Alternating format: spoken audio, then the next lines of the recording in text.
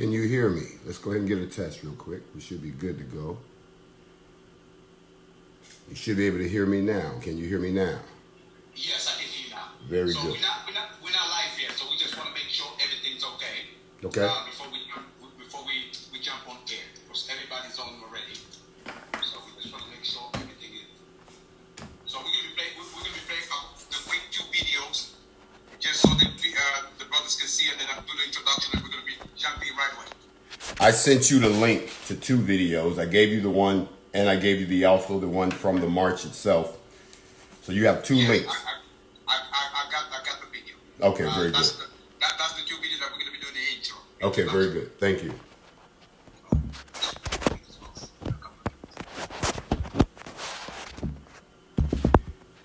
To all my viewers, I am about to go live with Black Diamond UK.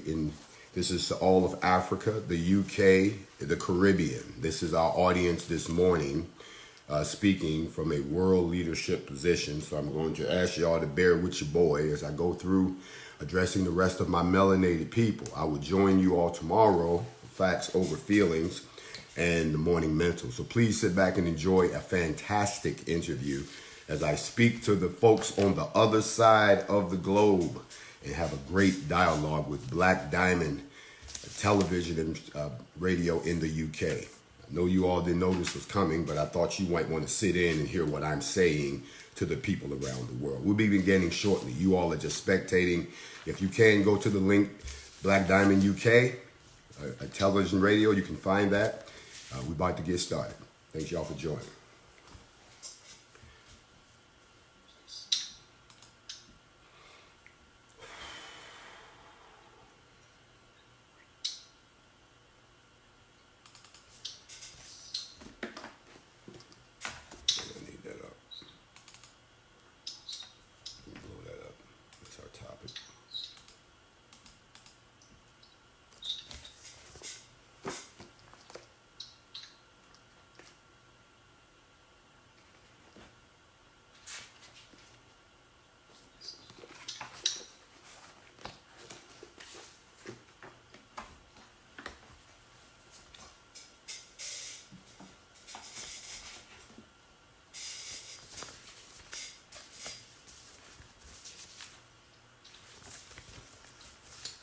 Absolutely.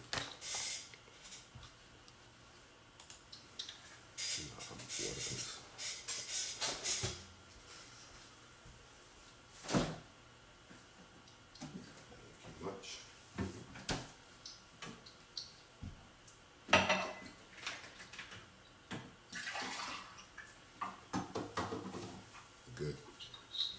Absolutely. Thank you.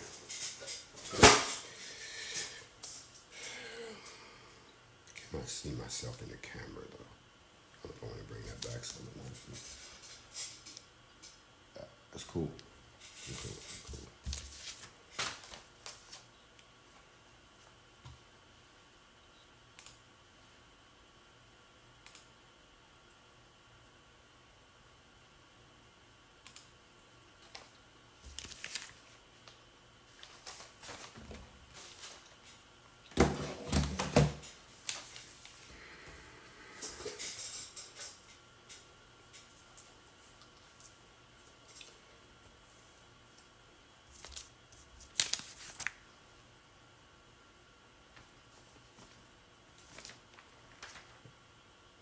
It's my dream.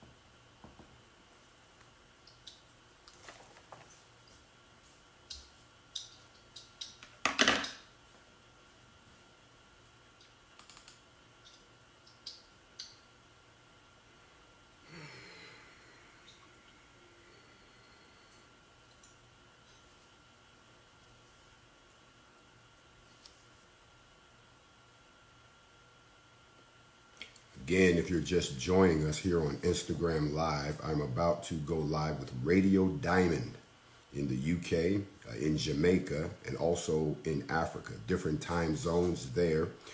If you are in the UK, it's 9 o'clock at night. If you are in the USA and Jamaica, we've got different time zones.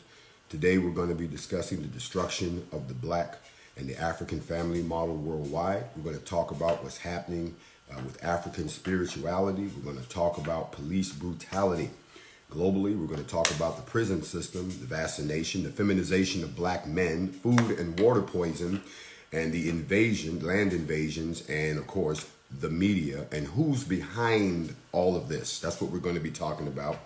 And then, of course, I'm going to be chopping it up with all of the folks here around the world. I invite you all to listen so that you can get an idea. Yeah, I know I got the time. They're giving me different times here. I mean, like 5 different time zones. Y'all help me out. But I'm looking at what they have printed here on the sheet. So it's UK time from 21 to 22, USA time. So these are their times to broadcast. This is their show coming this Sunday, but we're doing it today. Don't worry, I will give you all the link to the final, and then we can go from there. Okay, so give me about 1 minute and then we start. Very good.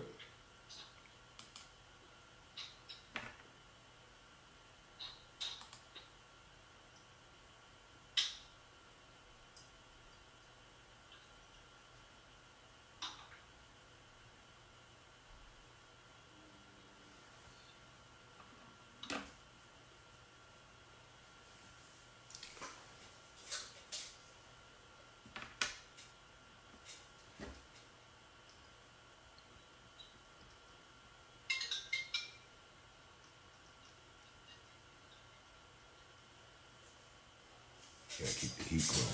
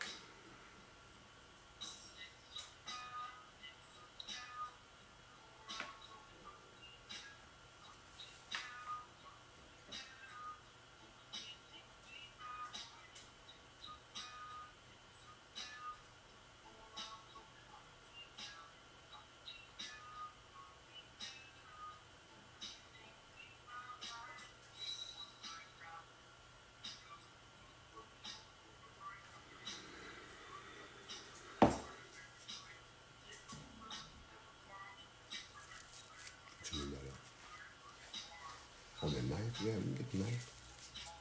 Yeah. No mask this morning.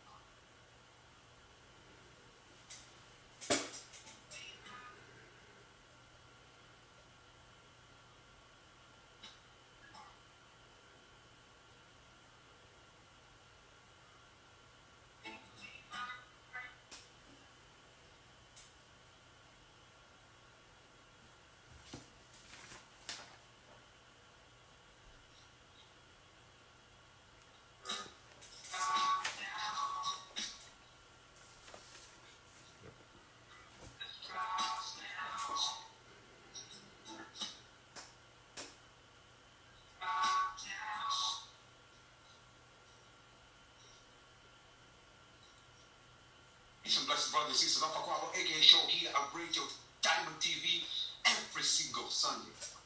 Every single week, bringing you the best of ourselves. Bringing to you love. Bringing to you unity. Brothers and sisters, I want you to pay attention. First of all, I really want to send a special shout out to all my brothers and sisters all over the world. Brothers and sisters in Jamaica. Brothers and sisters in the 54 countries in Africa. Nations in Africa. So all my brothers and sisters in the UK. All brothers and sisters in the continent of Europe. Remember, every single Sunday here, we're bringing the best of ourselves. This show, it is about us. This is our village. This is our parliament. This is we can come together and broadcast to the world. So that is why I want you to send this message. Share this video, brothers and sisters. Because right now, we're streaming in all platforms necessary. If you want to see it live, you can go to the Radio Diamond page. We there, live. You can go to Facebook page as well. We live on Facebook. You can also, I want to send a shout out. My brothers and sisters in Ghana, my brothers and sisters in Nigeria, my brothers and sisters in South Africa, my brothers and sisters in Angola, my brothers and sisters in Congo, to make sure you record, they be recording our show, put it on the DVDs, and spread it to the community. Because we don't trust this social network. We're doing old school, new school, all platform. My name is Alpha Quavo, and it is such a pleasure to be here, introduce one of our great. But before we do that, we're going to be doing 1 minute silence, brothers and sisters. 1 minute silence for all of our ancestors. I don't care what you believe in. If you got your ancestors, so we're going to be doing 1 minute silence before we bring this conversation. Because remember, the first thing we always focus is militant. It's being a warrior. So that is why, obviously, I'm the younger. Our special guest is Ella. So remember, in our village, we need to ask the permission just so we can start off the show. So just before we say anything, before we start now our interview, can you allow me to speak? Can you allow me to speak? You have permission to speak. Right. So, brothers and sisters, I want, as we start now, I want 1 minute silence. Spread this message. Spread into all social network. Spread this message. So 1 minute silence for all of our ancestors who gave blood, sweat, and tears for us to be here today having this conversation. And today we're marking the 1 year anniversary of my great father, Adam Buddha, who passed away last year. He's now in the spiritual world. So as now we start 1 minute silence.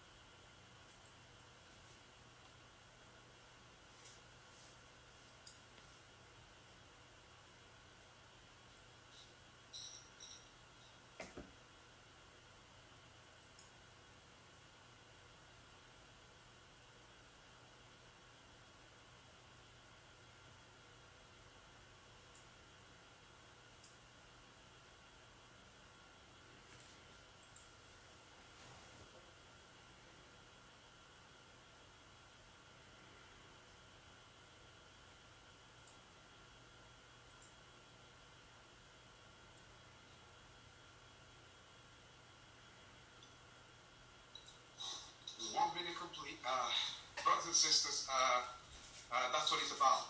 It's about understanding those great warriors who came before us. And we have to keep remembering. And the reason we're doing this show, as you notice, we broadcasting from all over the world.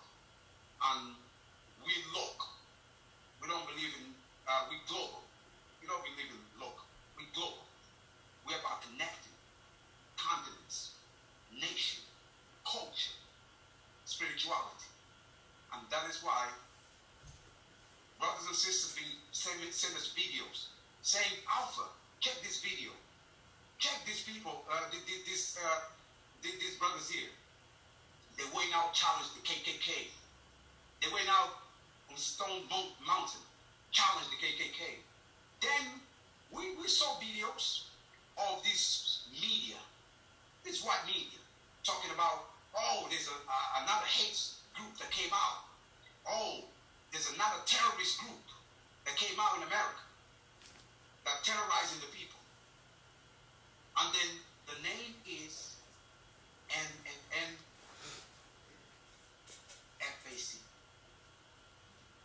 NFAC. And we said, let us do our thing. As a media, we have to make sure we have to give the platform for all of our greats to speak.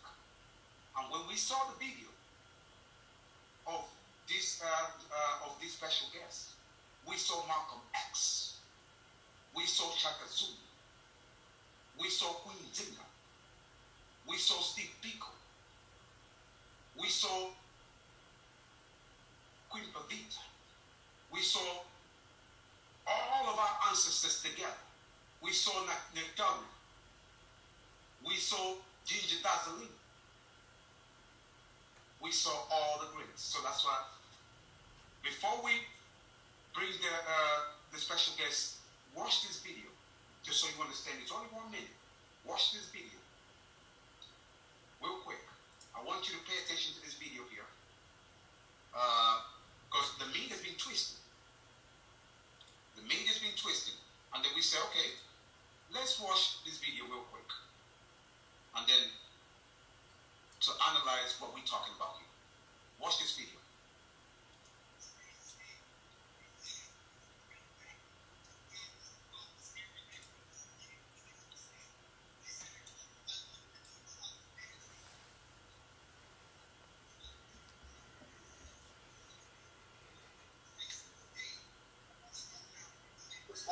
With 1,000 of my soldiers looking for the clan. So we don't respond to threats. We can make threats. That's our problem as a people. We keep playing ourselves as a victim. We don't want no more apologies. We want to give some apologies. We don't want to have to understand. We want y'all to have to understand. What is the mission of your organization? To protect black people in their communities, in our money, I'm going to finish on the show. In our money, in our education, as far as our kids, as far as the sisters, no matter how strong they are, our own self-policing, our own self-control, the whole 9 y'all, and then become the backbone. Become the backbone for the military for a new black nation. What is the solution to all of this? The solution is very simple. We follow the Declaration of Liberation, declaring every African American descendant of slavery a political prisoner here in the United States and affected by the Portuguese slave trade.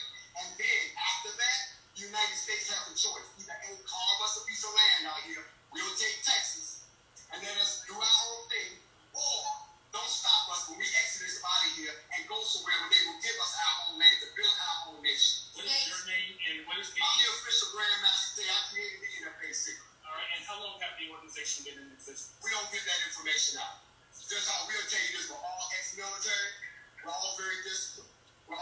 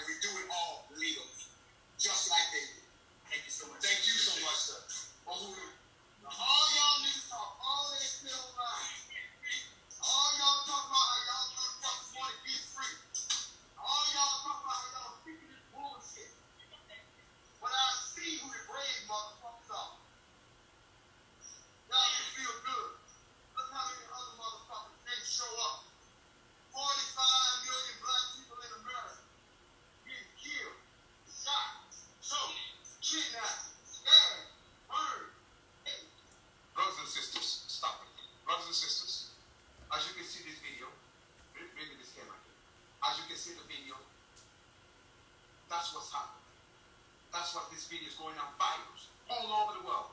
People are receiving this video, and they've been testing. Spread this message around.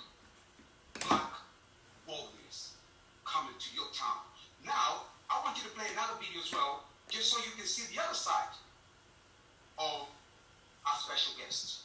It is important for you to understand, because otherwise, before this media, because we understand this media, they have no power whatsoever now to twist any information, because we can combat, we can tell the truth before the world. Now, I want you to watch this video here of him being a candidate of 2016 election in the United States. Pay attention to this video real quick. And then we're going to bring out our special guest. Watch this video here.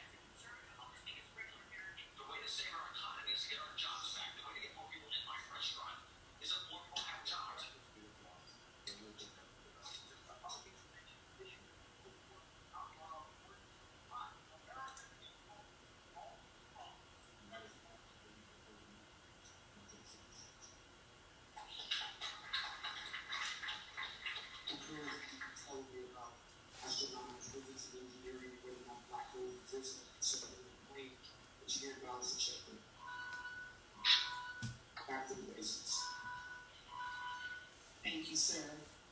Mr. Benizio?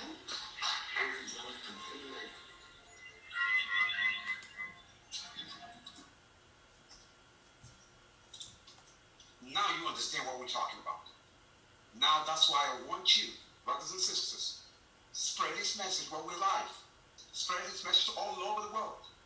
So one more time, brothers and sisters in Jamaica, brothers and sisters in Lagos, Nigeria, Abuja, brothers and sisters in South Africa, brothers and sisters in Ghana, Congo, Angola, Mozambique, brothers and sisters in Tanzania, Ethiopia, brothers and sisters in Cameroon. Spread this message right now.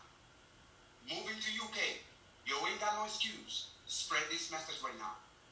Portugal, spread this message. Italy, spread this message. Spain, spread this message. Whatever black people are, spread this message. United States, the 54 states, spread this message. I don't want to mention the name because you know already what's happening every single Sunday here. So, without further ado, just a quick bio about your road, about your journey. Just a quick bio about your journey, because when we saw the video, we saw different codes, different personality. We saw Master Jay, warrior, right there, as you can see. We saw Master Jay, politician, as you can see. We saw Master Jay, commander, general.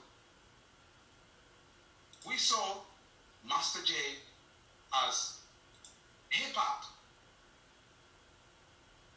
Then we saw a Master Jay of the racist white media trying to demonize. We saw different Master Jay. That's what we did the research. So, in your own words, can you just describe who you are, a short bio about yourself? Because at times, I'm asking the question to the other camera. I'm asking the question to the other camera. You might not see me lateral. So, because I'm asking the question to this camera here. And then once you answer, I can turn around. So, just a quick bio about your road until today? Well, it would be unfair and uncivilized for me to even begin to talk about myself without first acknowledging and greeting all of my brothers and sisters that are not in one place, but that are spread around the world. You are more than they want you to believe. So I bid a shalom, a good evening, good morning, good night, wherever you are in the world, to the 82 million brothers and sisters in Brazil, the 46 million brothers and sisters in the United States, the 9 million brothers and sisters in Haiti, the 5 million brothers and sisters in Colombia. I have to talk to all of my brothers and sisters across the entire continent of Africa. You are not divided by the lines that they divided for you. You are still inherited to the motherland, and I see you as one, as my brothers and sisters. To all of the folks in the other parts of the world that may see this later, whether it be Jamaica, Mexico, Peru, Canada, Cuba, Italy, Spain, all across Europe, the UK alone, all throughout the South Pacific, I have to greet you all as one family, because we've been brainwashed to believe that we are separate, because they know that our unity is our primary weapon and our rage backs it up. You have watched what they would call the radicalization of an individual. Someone who was born and raised as a descendant of the African descendants of slavery, raised in a post-slavery United States, who believed and brainwashed into believing all of the values of Western civilization. However, through the treatment as an African-American descendant of slavery and as a member of the melanated global family, I have gone through a series of changes in my life that have pushed me to the position that I am today. So yes, as you've seen in those videos, I started off a dedicated citizen who served his country in the military and believed in all of the things that they told us. We did not know any better. We were still asleep. And then you saw me metamorphosize into becoming someone who figured that he could make a change in this world simply by holding hands and working along with the very people that all of my predecessors attempted and ended up shot and killed. That didn't work. And then you saw me try to go the other route. Well, maybe I'll just try to rise to political power, not only to help my people, but to help the global situation around the world. As you can see, they blocked that out. That didn't work. And as all of these things happen, I'm still buffered by the winds of change, buffered by the winds of police brutality, buffered by the winds of racism, buffered by the winds of a destruction of the black family, the black community, black finance. I'm buffered by those winds. And eventually it occurred to me that instead of trying to save everybody and get us to this kumbaya, we all get along, why can't we hold hands world, I began to see that there was someone being left out. Someone was being cast to the side so that they wouldn't be a part. And that was us. And when I say us, I'm talking about you too. No matter where you are in the world, I'm talking to you too. The time for us to stop treating each other like we're different. The time for us to stop hating someone just because they fly under a different flag, when we all fly under the melanin flag, when we're all part of diaspora. Most people don't know that the word diaspora is Greek. It literally means the scattering. So we've been scattered around the world. Whether you are a believer of the 12 tribes or not, you have been scattered. Those winds, in fact, transformed me into what you see sitting in front of you today. A combination of the politician, a combination of the warrior, a combination of the teacher, a combination of the philosopher, a combination of someone who wants to rebuild the great black civilization that we had on this planet before the invasion and the occupation and the emancipation and the feminization of the once mighty black race, which comprised of black man kings and black queens. That is who we are, and that is who you see sitting before you. You can call me any names, I don't care. I am that I am. And because of that, I have stepped into the shoes filled by my ancestors, filled with the spirit of all of those who come before me to bring you a message of greeting. And that the reason that I'm here is not what I've done. It is who I am and who we are in this moment. So I bid you all worldwide shalom. Wow. Brothers and sisters, give me a camera. So what I want you to do what I want you to do, today, we're going to be asking questions. And then I need you. So you can help me to ask questions too. So all I need you to do, as you can see in your flyer, right on your screen, because you can listen to us on the Radio Diamond, go to the Radio Diamond page. You can also send us text. So you can, the question that we're asking today, that we're going to be asking to our special guests, is right there on your screen. This is the question that we're asking. This is the topic of our show today. This is the topic of our show today. So the destruction of the black family worldwide is happening. It's happening by police brutality, prison system, vaccination, feminization of the black man, food and water poison, my brother. Food and water poison, land invasion, and media. So this is the question that we're going to be asking to our special guests. So you can also do the same. So you can send us the message on WhatsApp right now. As you can see on your screen, the number is +44-77-800-75693. We're not going to open up the line because I know if you open up the line, it's going to take us all day. And then our special guest is busy. And then we're also busy. So we want to go straight to the point, brothers and sisters. And we're going to twist it. The topic is right there. Who's to blame for all this craziness? Who's to blame, brothers? I'll repeat again. The destruction of black family, black/African family worldwide is happening. I don't care what you believe in. The destruction of our family happening by African spirituality, police brutality, prison system, vaccination all over the world, feminization of the black man, food and water poison, and land invasion. So we're going to start asking before we go to the blames, who's to blame? Who should we hold accountable for all this craziness? It is important because we have to blame both sides, but we have to check ourselves too. We have to check ourselves too. So I begin to ask, let us describe the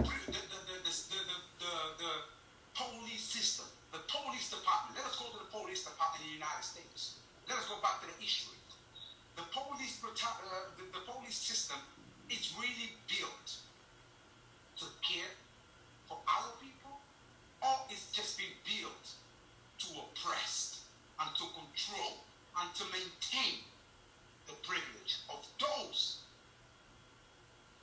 who raped us, beat us, stole everything from us. So this is the question that we start with our special guest. Help us to describe the role and the history of the police in the United States. And this is the question we're asking to our special guest. You have to understand the origin of the practice of policing, because when we try to dig down into who's to blame, it's not so much who's to blame, because that's pretty obvious who's to blame. If you're in denial about who's to blame, there's enough blame to go around for everybody, because we're all implicit in our own self-inflicted genocide. But at the beginning of that process, it starts with the imprisoning of human beings. If you study our ancient history, if you study the 25 dynasties that existed before the Caucasus were to invade Africa, you would find out that we had a lot of different crimes and punishments, but none of them involved putting a person in a cage. We never believed in that. You paid for your crime and then you went on, or your life was taken and we went on, but we never put you in a cage. Now that that practice has started, why are we putting people in cages? And this is the rise of the police. If you study the Portuguese slave trade, it involved the taking of human beings, putting them in a cage, and then treating them like an animal, treating them like property, reducing them down to something that we call thingifying, where you are no longer considered a human being. So the practice of policing grew out of the model that somebody has to be the zookeeper. Somebody's got to round up the property. Somebody has to be in charge over what is now become a mentality that you are inferior and we are superior. Therefore, we know what's best from you. That is the mentality that sprang out of a conquering race, a barbaric race, a race that wanted to possess your riches but not possess you, a race that wants to be great like you but doesn't want to do the work that you did. They rather stand on your shoulders. So the best way to get rid of you is to put you in a cage, take over your resources, tell you how to live. And should you rebel, let that same institution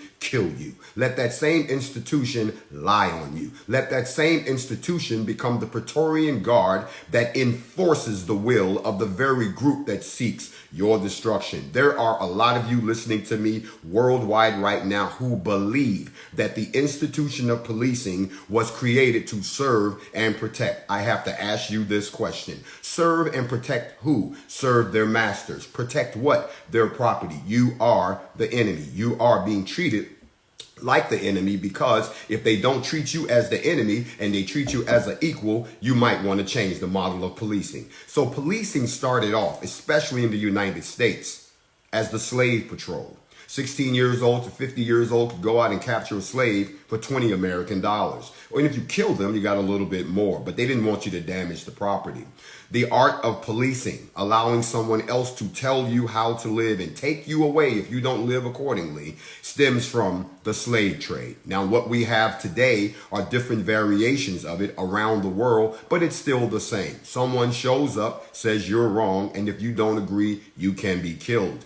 The problem now that we're facing today is, after all we've been through, well, globally, we've gone through a pandemic, we've gone through a worldwide quarantine, we now have high unemployment everywhere. We're now seeing a resurgence as folks compete for those resources at the expense of killing you, utilizing this mechanism they call the police. It's not just in the United States. It's happening in the UK. It's happening in Canada. It's happening all across the continent of Africa. It's happening in South America. Just because they don't look white does not mean that white is not backing them in some way, shape, form, or fashion. To my brothers in Jamaica, we know that the Chinaman is trying to ease in, but who do you think gave him the ability to ease in? To the folks in Africa, we know that the white man and the Chinaman are trying to ease in, but how do you think those doors got open to ease in? Either way, how do they enforce it? They utilize what they call the police. When there was a time when we policed ourselves, we took care of ourselves. We imposed penalties on ourselves as if we are capable of governing ourselves. And such a time has arrived that we are back in that position. So rather than question the origin of the police, we need to understand and determine what is the final disposition of the police that treats us like enemy combatants. We are at war. They are the soldiers. What are you going to do? Wow. So going back to the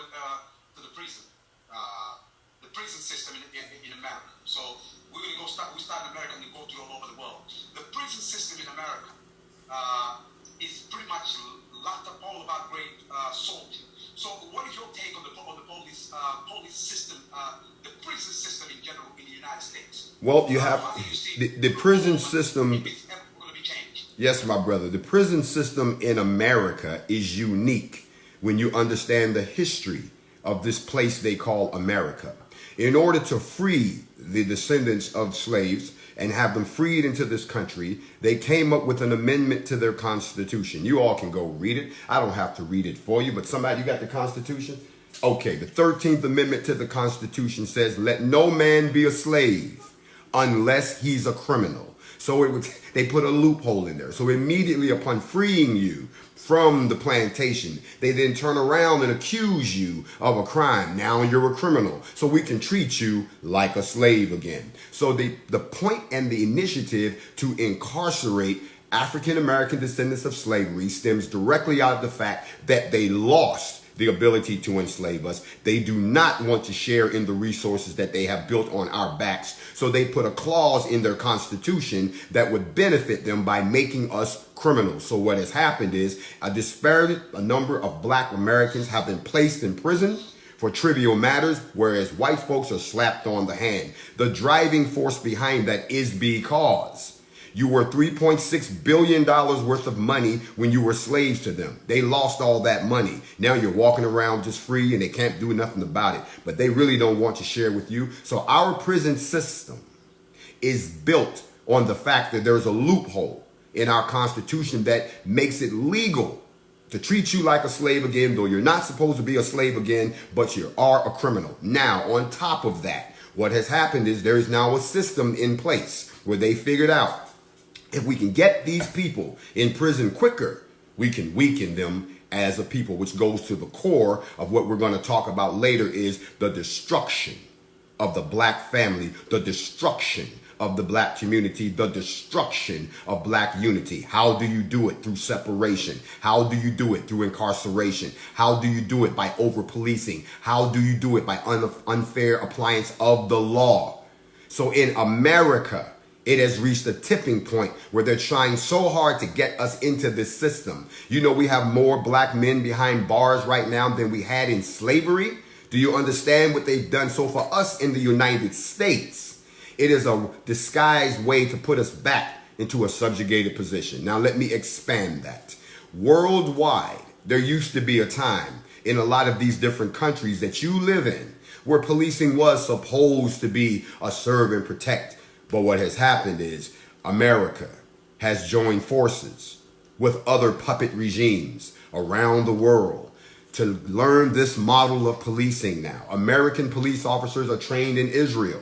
Okay, they're using commando tactics on American people. They're agreeing with pacts and coalitions. So now what you're seeing is a homogenization of policing that looks a lot like American policing, which is all designed to keep the melanin person at a lower status in the world, to keep the melanin person viewed as a criminal. See, there are multiple pieces working together here. It's not just the prison system. Who talks about the prison system for us? The media does. The media constantly paints a picture of brown people as being criminals. The media constantly highlights the mistakes of the black man, but never highlights his successes. That's why you haven't heard about Stone Mountain, because that was a success for the black man. That was a show of unity by the black man and the black woman. They're not going to talk about that. If we can keep you thinking that all blacks are criminals, then you won't mind when we start marching them off to prisons and then getting rid of them. It is all a part of a global genocide program.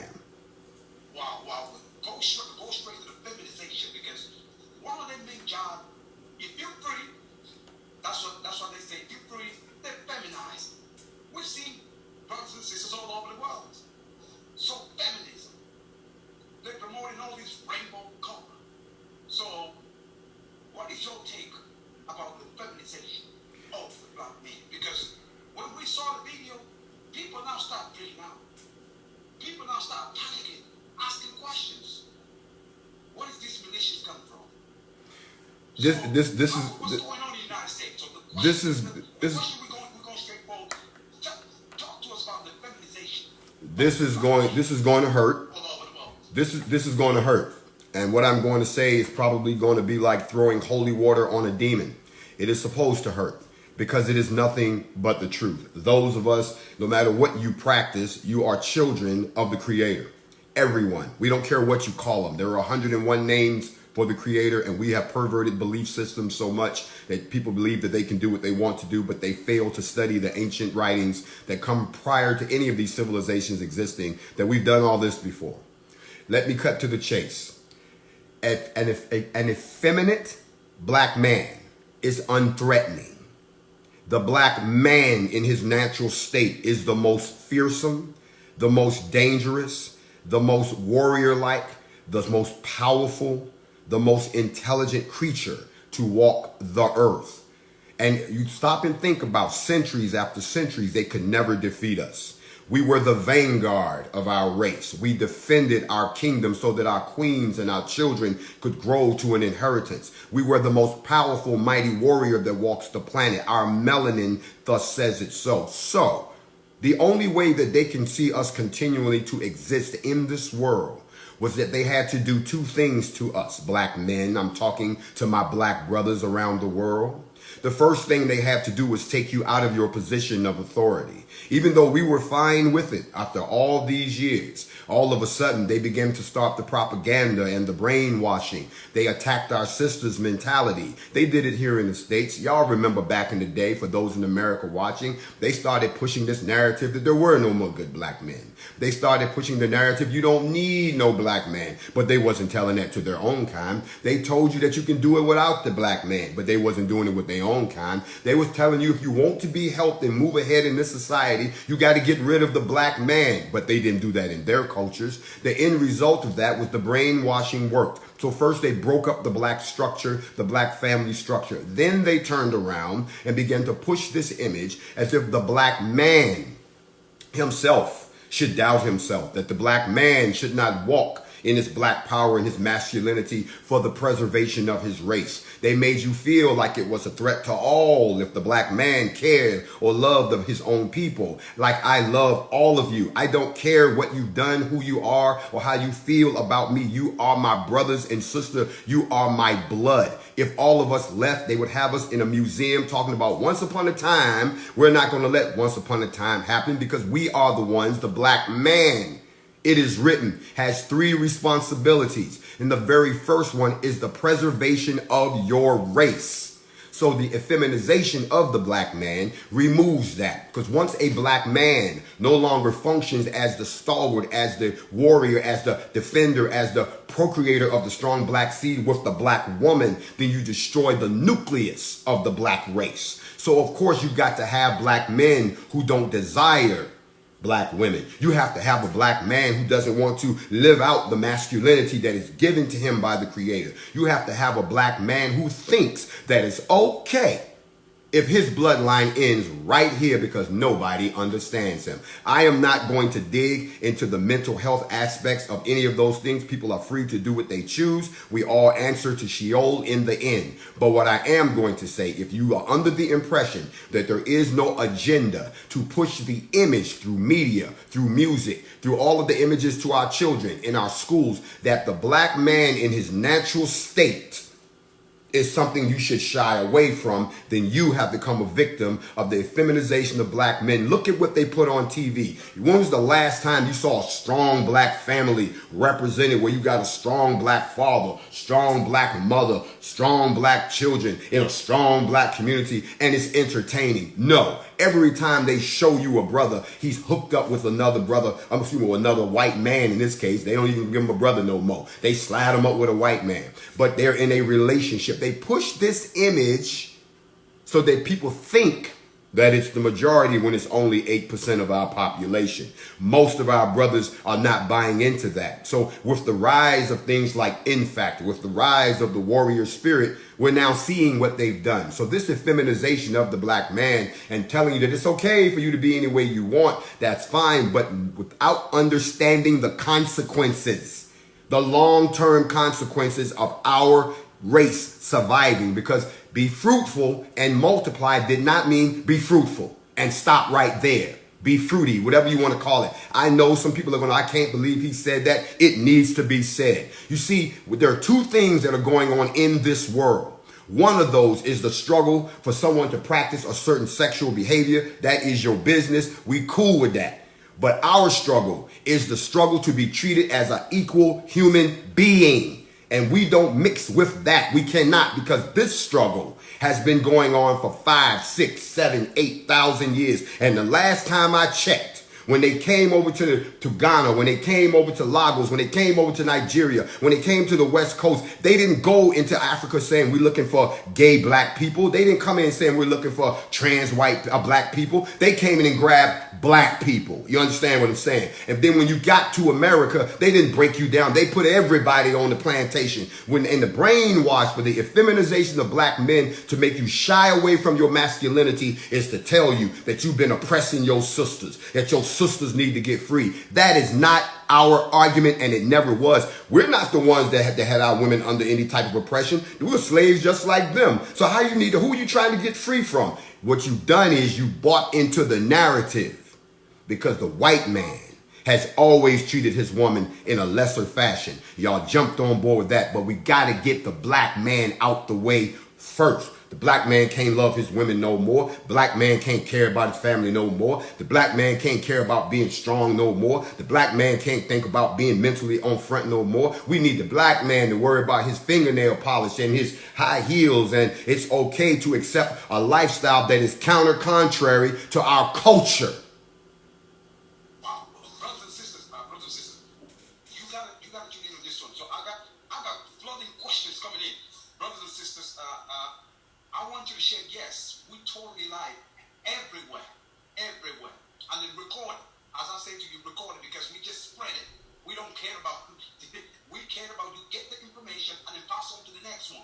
Download it, spread it because at times we get out of control with our messages. So that's why we spread it all over our platform. And then thanks Sister Sheen in Atlanta.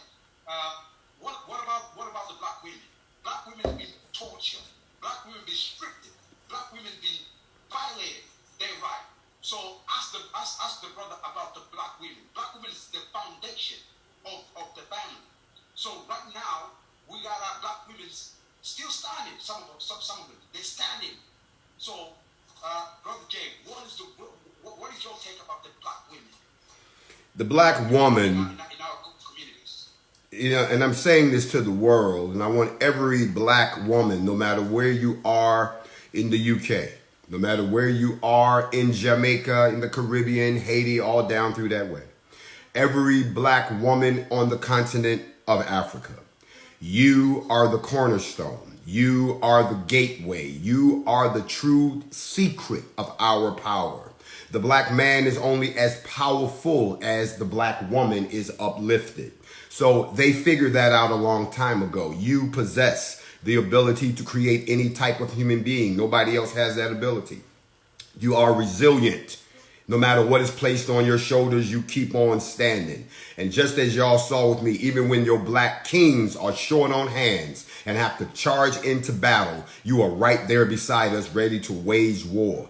You, the black woman, are the one, and this is written, that only a black woman can create a real black man. And what that means is not just give us birth. With a real black woman in your corner, brothers know what I'm about to say. With a true queen in your ear telling you you can do it, black man. With an intelligent sister telling you you might want to think that over before you do that. When you have a black woman who is strong enough that she is not only your helpmeet, not helpmate, help meet. They meet you in the middle. That individual is also the person who is going to be the gateway and the portal that's going to produce your heir. Those genes will produce the next leader. So the black woman is the key to all of this, because they figured out if we can separate the black woman from the black man has nowhere else to go to continue his heritage. He has nowhere else to go to produce another heir. There'll be no more Shaka Zulus. There'll be no more Hannibals. They all came from a black woman. The most powerful kings that sat on the throne had to come through the womb of the black woman, or they could not sit on the throne. What has happened since then is that now that they recognized our power struggle and our power structure, they have attacked the black woman. They have eliminated the majority of the black men from their positions of power. And now they move to a place where now they try to tell the black woman, you're doing fine. You've got an education that we gave you. You've got a job that we gave you. You've got money in your pocket that we made. You're doing fine, black woman. You don't need the black man. Don't worry, we'll take care of him. He's a problem anyway. But what they now are showing the black woman is that we lied to you, because we still gonna rape you. We still gonna hang you. We still gonna brutalize you. We still gonna lie on you. We still just want you dancing for us and showing off your precious body so that we can be entertained. But what we will not allow you to do, black woman, is we will not allow you to sit in your queenly position to continue your race, because that is counterproductive to us dominating you. So the black woman has been brainwashed while the black man has been incarcerated. The black woman has been given the false security that you have moved ahead. Yes, you have all those educational degrees, but they don't translate to any type of financial benefits for us as a people. They're just certifications for you to go work for the white man. So to all my sisters sisters around the globe, that time has come to an end. Sisters, I need y'all to band together, stand together, and get behind your black kings as we rebuild a global black world. What I'm getting at, and I've said this before, we will not sit in our appropriate position of power until I can sit down and say that I, you, and everyone else is a member of or a citizen of the United States of Africa, which still is a lot of work. But at the same time, there'll be no more warriors or kings or queens unless we uplift the black woman and uplift her by herself, not along with everybody else. This is not we're lifting up all women. Before you lift all women up, let's lift up the ones who've been kept down the lowest. Before we lift up women, let's make sure we pull them up to the level where we can lift y'all up together. See, they want everybody to lift while you still in the basement. They up on the 5th floor saying, lift us up, but you downstairs in the basement. So to the women who are under attack worldwide, whether it be through your sexuality, whether it be through your education, whether it be through your financial situation, whether it be through the emancipation of the black man from you, whether it be through the challenges that they continue to lay at your feet, you have to remember who you are, or you're going to be a casualty in a war while we will be dead and gone. And that is what I believe that we're up against as a race, and this is what has happened to the black woman. Wow. Brothers and sisters, I've seen questions coming in through, let me just make sure. I've seen questions coming in, but I need you to pay me one page, brothers and sisters. Give me my camera. Give me this one here. I need you to do me one favor. I need you to do me just one favor, brothers and sisters. I need you to do me one favor. I need you to make sure you spread, right? Spread the message. Because we're tired of people saying, yes, we totally life. We're doing life right now as I'm talking to you. We're doing life right now. So I need you to, I got this camera. I need you to spread this message. And yes, the phone is +44, because that's a worldwide phone. WhatsApp phone. +44 77 800 756 93. So jump on real quick. Cleveland, Michigan. Let's talk about the food and water poison. As you can see, brother, all over the world, we got on one side Chinese folks giving us plastic wheat, plastic rice, everything plastic, poison in our water, all over Africa. Go to Jamaica the same day. Now they're taking over the ports. Now they're taking over the food sector. Now they're taking over the water supply.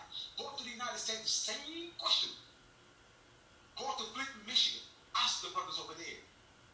Go to New Orleans, ask the brothers over there. So that's the question we're going to ask to our special guest. Let's talk about the food and water poison. I'm through the food and water poison. That's why some of our brothers and sisters, they've been feminized it through all this. What is your take about the water?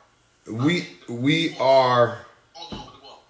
We are, and again, I bid everyone shalom. We are the victims globally of a global organization and a global effort to do two things. And I've taught this before. You are what you eat. What you put into your body is what you are. And they figured out a long time ago that when they studied the good folks in Africa, when they studied the Moors that civilized Spain, when they studied those folks that were in Brazil, and Brazil is nothing more but Hebrew for bronze worker. When they studied all these people, they realized that they lived off the land. They had medicines that were based off of what grew in the earth. They found out that we were an organic people and a powerful people, and that between the sun, what was grown in the earth, and our water, it made us super powerful. So what they found out also was the very things that made us powerful was detrimental to their health. When they found out that they couldn't keep up with us, they had to come up with a way that if we can't talk them out of the picture, if we can't kill them out of the picture, if we cannot out-gene them out of the picture, then what we will do is poison them out of the picture. You have to have read the book Propaganda that was written back in 1928. And the same individual that wrote that book is the same person that convinced Americans that putting fluoride in your water was good for you. But don't we know better now? Because fluoride calcifies the pineal gland. gland. I have a fully functional pineal gland. So please, my third eye stays open because I stay away from those chemicals. They then begin to realize that if they change the elements of your food, they can also affect what you are. There are huge companies like Monsanto that now serve you genetically modified organisms in your food. This is not something that came from the ground. This is not something that was grown by the creator. Everything comes from a seed. I came from a seed. You came from a seed. So why are you eating seedless things? Those things are not real. And what they do once they get inside your system is that they corrupt your melanin and they pervert your cells. They're always talking about, oh, the cancer society, but they never do anything to pinpoint the sources of the cancer is what they feed you. So what they've done is they poison our water system. I spoke in Flint, Michigan during the 2016 presidential election cycle where they actually had us come before the citizens of Flint, and they never shown this to the public. And one of the things that one of those folks asked me, and I'm going to tell all of your viewers, it was heartbreaking to me because some of those people could barely talk. You could tell they had been affected by something. They were smart one minute, then they would go somewhere else and they would come back. And they were all trying to tell us how bad it was. They're poisoning us up here. They're poisoning our water supply. It was done intentionally because when you can control the resources of a people, then you can control their final outcome. What I've just given the world is the definition of racist and racism. Let me help you all out. It is impossible for us to be racist. Here's why. If you understand the definition of the word racist, it means to control the final outcome of an entire people, meaning their existence, whether they eat or sleep, whether they live or die. We've never had that authority in the last 500-600 years. So if I can control your water, if I can control what you eat and whether you live or die, if I can control what type of medicine you give, if I can control what you believe, I am being a racist because I'm controlling an entire race. Now, if I don't like what you're doing to me, then I'm prejudiced against the behavior, which is my right. I don't have to like the abuse you're giving me, but I am not racist. If I love my people, it doesn't mean I hate you. It means I simply love my people. If I love my car, it doesn't mean I hate all cars. I just love my car. Y'all know how that is. If I love my child, it doesn't mean I hate your child. I just love my child. So to control us, there are multiple things being done to you, black people.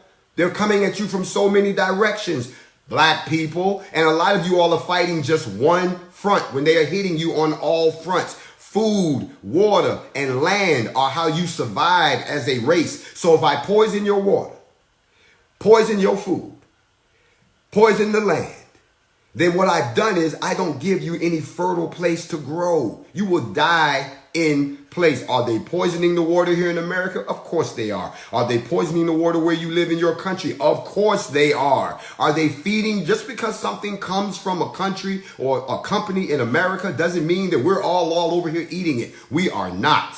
There are a great deal of us who have figured this out, and I need you all to do the same. Stop eating these things that are not designed for your system. Let me close this question right here, because you all have conveniently forgotten that at one time on this planet, there were two types of creatures. There was us, and then there's what you call the Neanderthals, who still can be traced in their bloodline today. We're not saying there's anything wrong with them, but they're a different creature. They have a different physiological makeup. Their DNA is based on sulfur. Our DNA is based on selenium. We are two different creatures. So when you go to try to live under these particular folks, you're going to find out that they're going to tell you that you're sick based on their physiology, but you're not. You're normal based on our physiology. The oil pressure in a Volkswagen is not as high as the oil pressure in a Lamborghini. So don't tell me I have high blood pressure because of what I'm eating, which benefits me and which is built for my system, because you want to see yourself as equal to me and you are not. I can go lay out in the sun and this melanin produces vitamin K because we are sun people. You come out in the sun and you burn up because you don't have any melanin. So all of a sudden you tell me sun is not good for us. So put on sunscreen. No, my friend. We are a peculiar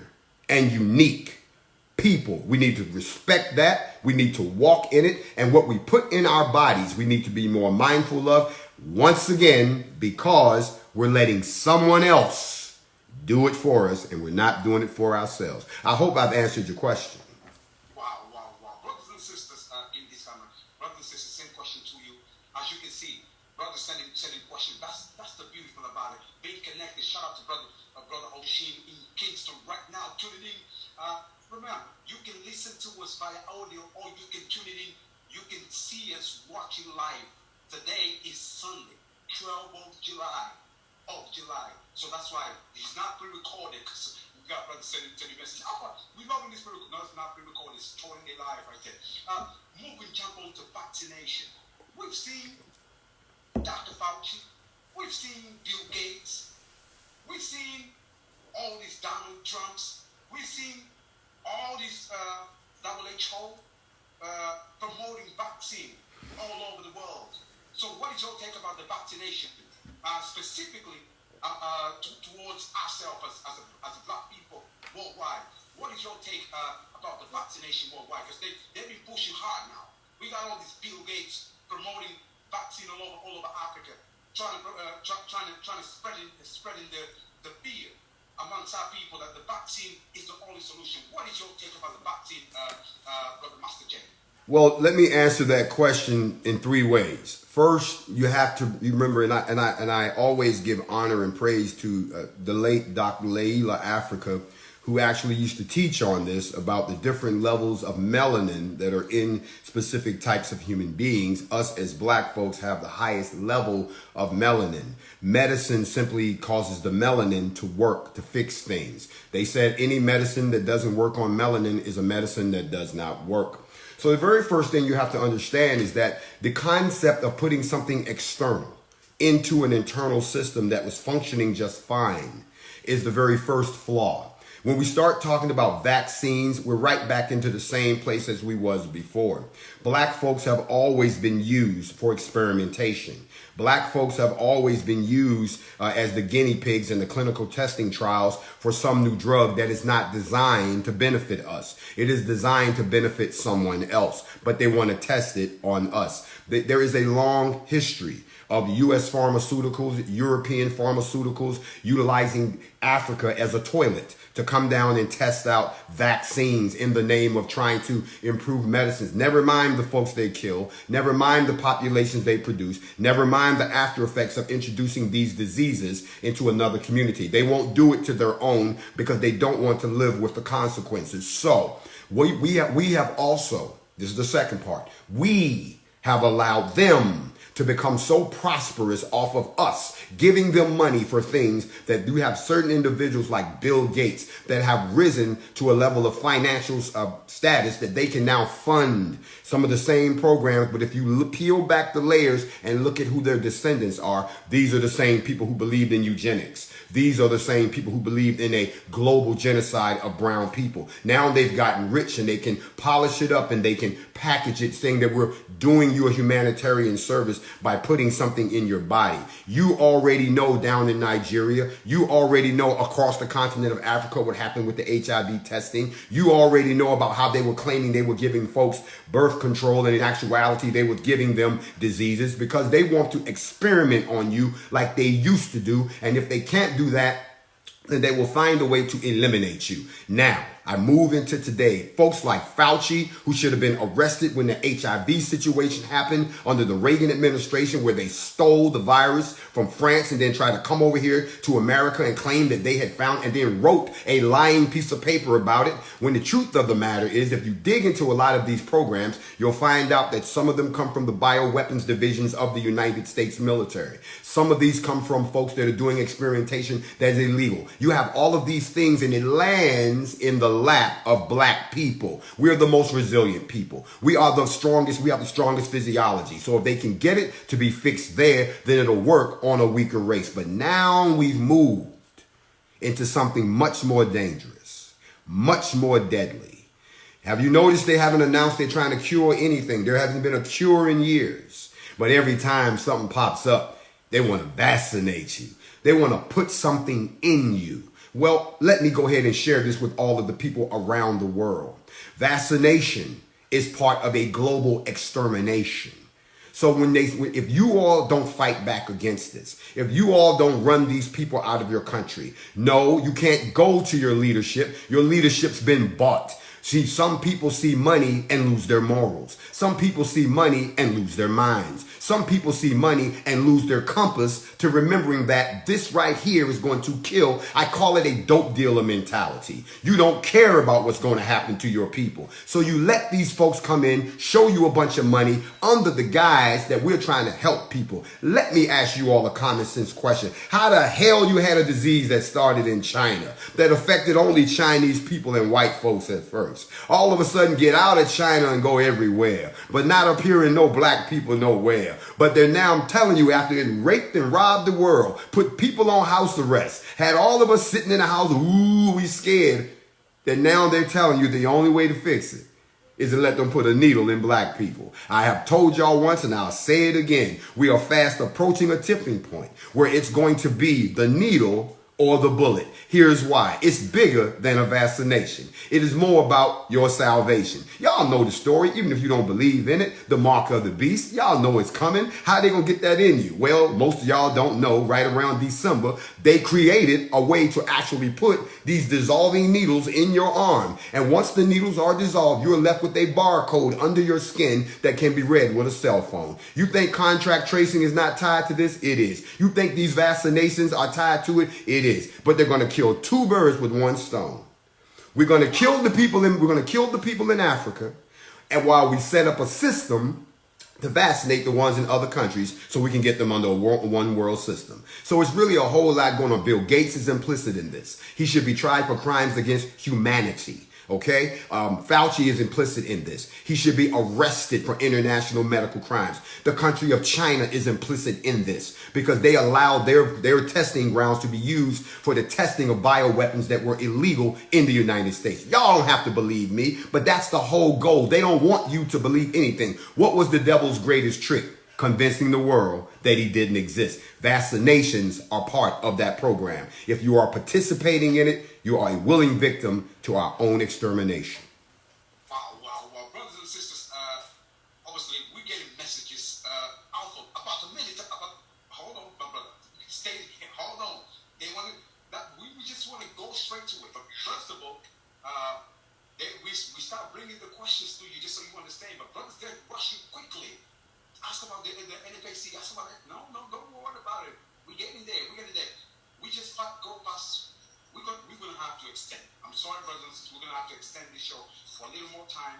Pay attention to it. So go straight to the land. Because we understand land is the big deal. Because they're going out there. We got the Chinese taking over the land in Africa, in Jamaica, controlling the ports, controlling everything, all about, especially our lands with resources. United States been having this streak for so long.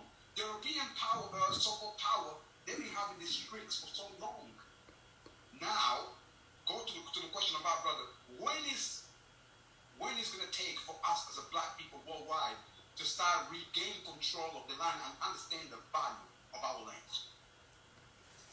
You know, I really hate to say this, and I know there are some folks that are not prepared to hear this, but the late, great Malcolm X said that there has been no revolution without bloodshed. And every revolution has been based on what? Land. Okay? So when we start looking at other races invading the motherland or invading areas that we consider to be ours, and they start taking our land, and you all do nothing to fight back, what you're doing is you're being contrary and flying in the face of centuries of history. You believe that you can kumbaya your way out of this. You believe you can hold hands your way out of this. You believe you can wave a flag and everything's going to be changed. The ultimate fact is, until black people unite and fight back to push these people out of your land, then there's nothing that's going to stop them from continually to encroach. You see, first thing they do is rob you of your resources and put you in poverty. So you can't fight back because you can't fight back with nothing. But at the end of the day, if you don't do something, they'll do everything to you. So the only answer I can give, and I know it's painful, is that the ultimate way that we reclaim all of our land, the ultimate way that we reclaim all of our resources and make ourselves a world power is war.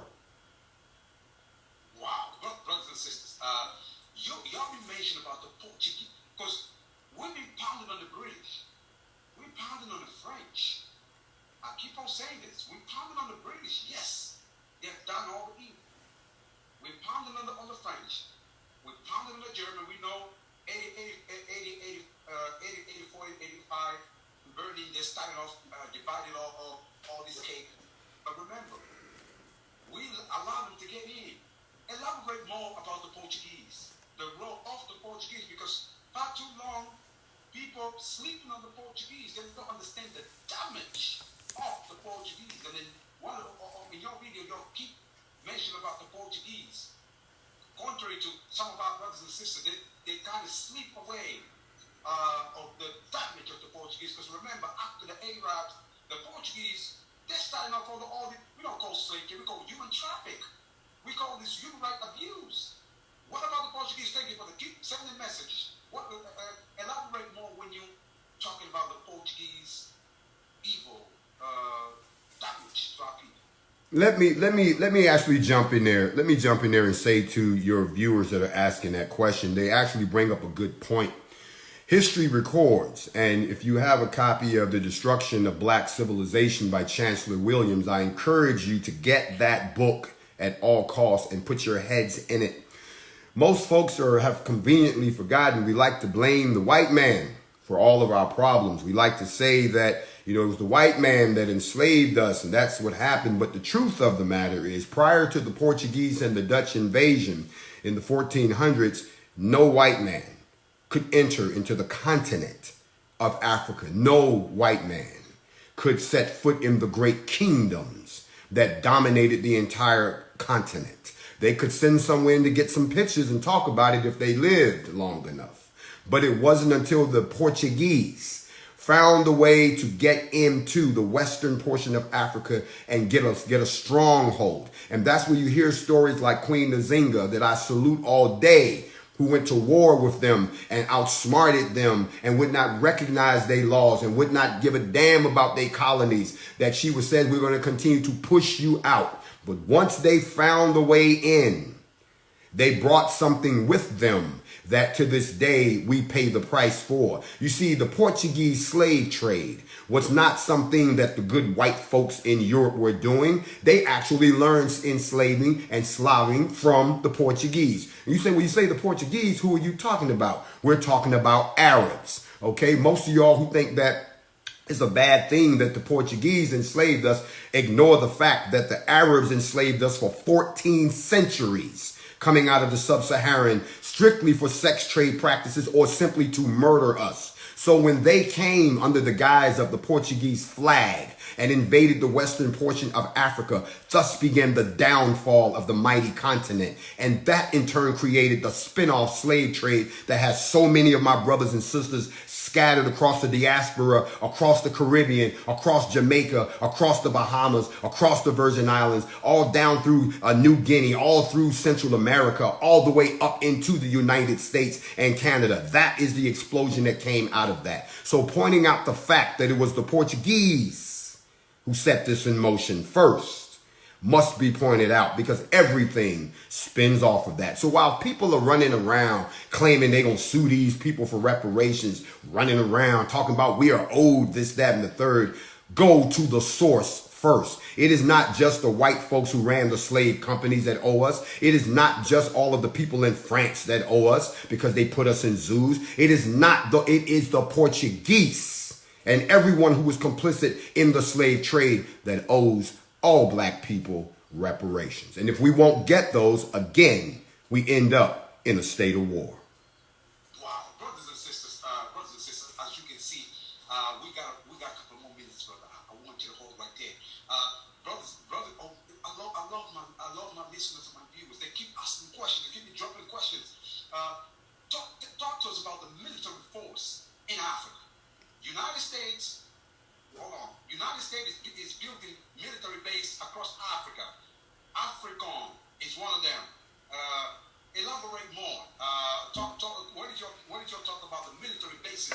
The United States plus the European so-called power have been setting up in Africa. And then some of the brothers say, Alpha, soon as they control the leaders. If the leaders don't go according with their agenda, simply just get rid of them the same way they did with Patrice Lumumba the same way they invade Congo, the same way they invade so many African nations.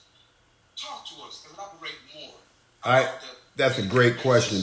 I'm glad that I am glad that the brothers and sisters around the world are beginning to open their eyes and see what is happening right in front of you. Anytime you let another country establish a military base in your country, you are setting yourself up for invasion. You're setting yourself up to be controlled. I myself am a former member of the United States military, so I can speak very effectively about what you call AFCOM, which is African Command. The same way we have PACCOM, Pacific Command. The same way we have TRACOM, which is Training and Doctrine Command. Each one of those, a separate entity within itself, all parts of a bigger octopus. The fact that the United States has military bases on the continent of Africa should be a red flag to anyone, because for a country that claims that it is the home of the free and the brave and that they want to get democracy around the world, yet acts like anything but that, acts like an empire, should let you know that when you let them into your country, they're saying, we'll protect you because you can't protect yourself. This is coming from the same group of people who redrew all of the boundary lines across the motherland and destroyed all the tribal boundaries that existed for centuries. These are the people that said that when we develop the world, we're not going to develop Africa. Look at the infrastructure. And then they want to paint a picture to the rest of the world that you're helpless, that you're weak, that you're uncivilized, that you don't have any infrastructure. I, for one, have been to Accra. I can tell you it was a very beautiful city, just as beautiful as any other place that I've gone for vacation. Why is that not lifted up? Because they want to present a picture that you need help, that you need us to come in and civilize the uncivilized black man. It is a myth. In his book, Brainwash, Burrell says that the inferiority is a myth. It is a complex that has been brainwashed onto citizens. AFCON is the first step into the U.S. getting a foothold so that any military resistance inside of the continent, they're in your house, which is a great way for us to segue into the NFAC. You see, they've never had an enemy in their house. They go into everybody else's house and set up shop. They go into everybody else's house and find out who's not happy, and they empower them to fight the powers to be.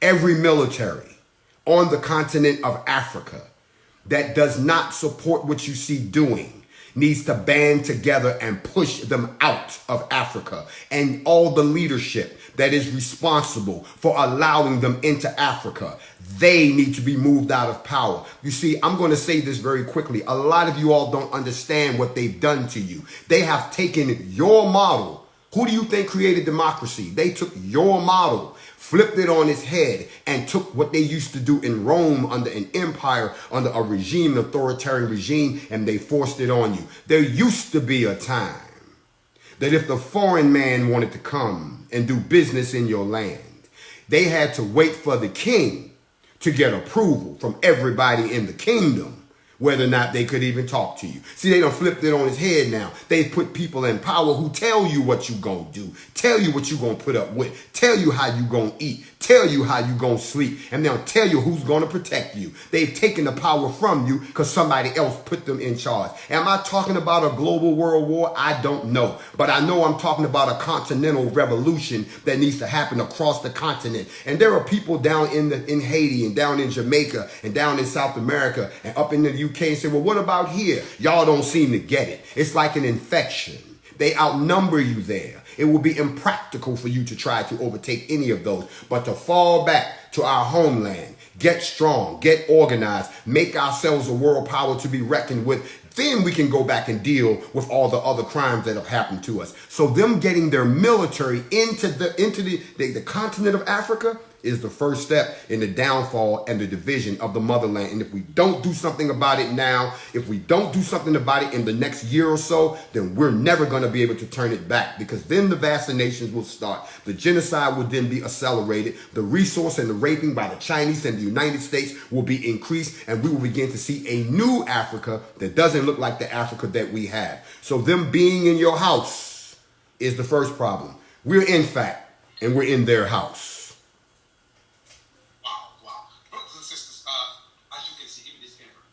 As you can see, brothers and sisters, this is exclusive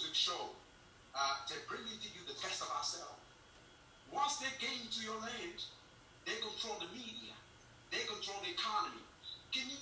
What is your thoughts about the economic lockdown they've been putting on us? So once you don't go to their region, now they come with sanctions. The same way they did in Zimbabwe. The same way they did in so many countries. Now they use the media to twist that information around. The same way they're trying to do right now. Telling them all black militias, all hate group. What is your take? We got about 10 minutes. What is your take really quick about the media and the economic trick they've been imposing in Africa? Just so they're giving money to all these leaders. Give me the scam. They give money to all these misleaders in Africa. Give me the scam. They give money to all these misleaders in Africa. Then they lock them in. Master Jay, what is your take about the economic chain and then the media? Because the media, they colonize our minds through their media, through their garbage. And then with money, they corrupt the leadership. What is your take about it? 3 things. The magic only works if you pay attention to it. Economically, the system only works if you give it power. And lastly, the impact is only because you don't have an alternate voice. Our biggest problem globally is we don't have a global black news network. That's why we're always complaining about the white media, Western media. We're listening to their version. When we stop reporting our own incidents, when we stop telling our own story, they're going to tell it for us. And then the money, as long as you buy into their economic system, they can do things like sanction you. But if we all said tomorrow, we're not using the dollar anymore, we don't care, then we better be prepared to defend that position. That's where the fighting comes in, the military comes in. But we are under a stranglehold because we allow ourselves to be participants in a system that benefits them, when we could always go back to trading like we used to. Trading goods, trading gold, trading silver, trading oil, trading animals, anything except trading people. If we go back, we break that hold. Additionally, and this, I'm going to keep saying it, no matter what we do, because right now they have you under a spell. That's why it's called spelling. They're controlling you with the word. They're influencing your mind. This is not a battle of physicality. This is a battle of the mind. It's a battle between spirits, but we won't go there. The economics are a trap.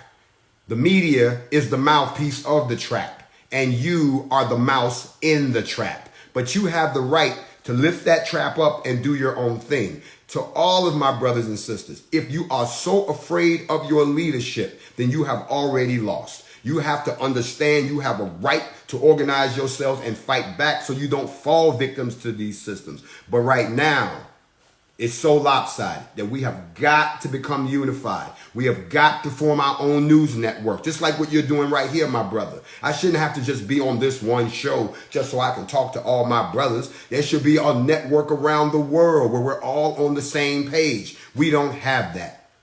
I can tune into CNN, but I can't tune into BNN, okay? I can turn into MSNBC, but I can't turn into African BC. I need to have a network. And that's why we suffer, because we don't have our own communications network. We're at the mercy, standing on someone else's platform. And then on top of that, we operate using their money.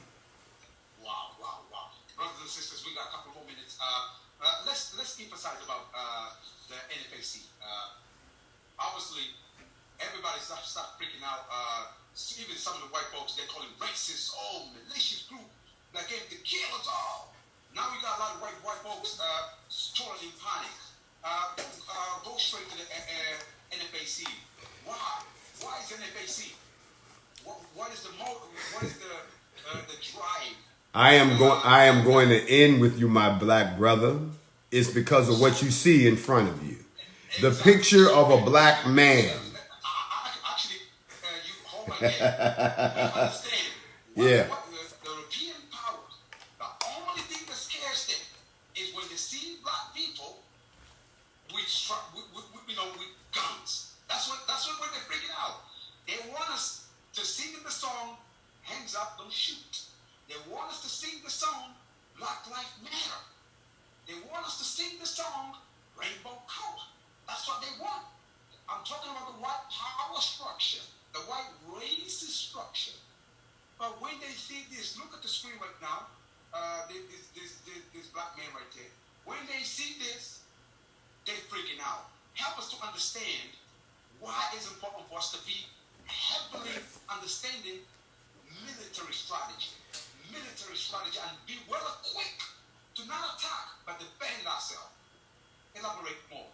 Because the image that you see sitting in front of you, the black man armed, is because everything that every other race has ever achieved against every other race was done at the barrel of a gun.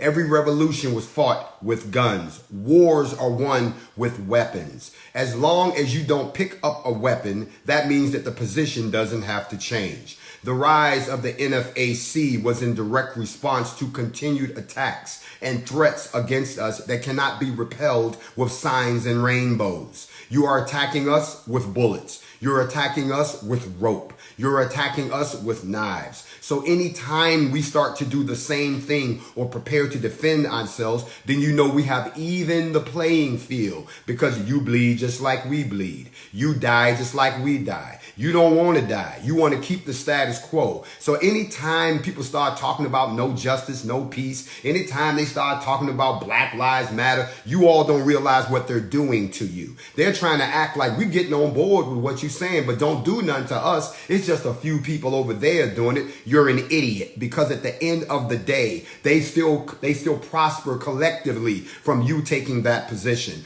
But when the black man and the black woman are prepared to fight you for what they believe, all of a sudden it's a problem. But it wasn't a problem when you took these into every other country and started killing people. It's not a problem when you come into communities and use these on children. It's not a problem until one of us. Because here's why. I told you at the beginning of this program, the black man is the most feared warrior on this planet.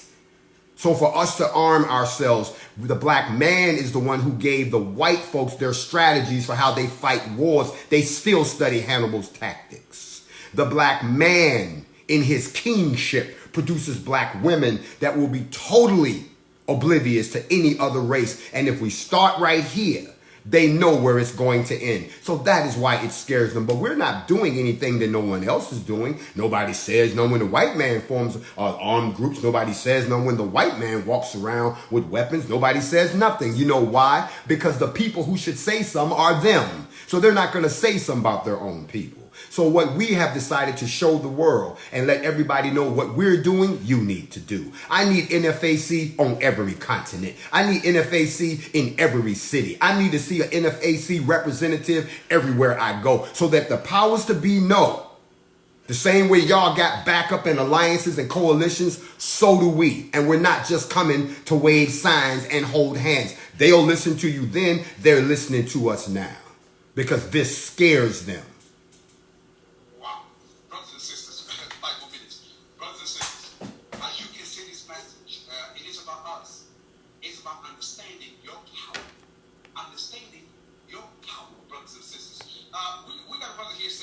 When is NFAC in Africa, Alpha? And then ask the brother the way we see about these ideologies. Because brothers and sisters embracing communism, capitalism.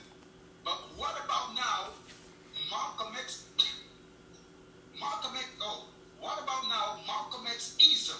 That's when we see when we see the video of this brother. It is embraced. Is totally embracing the spirit of Malcolm X. So we clearly see Malcolm X in flesh, Alpha Quavo. Let me tell you, this brother is powerful. Okay. Tell us about the Malcolm X-ism then, Brother Master Jay, because what we see, that's the first thing we picture when we see your videos and your demeanor. Tell us about now because we've seen brothers and sisters trying to turn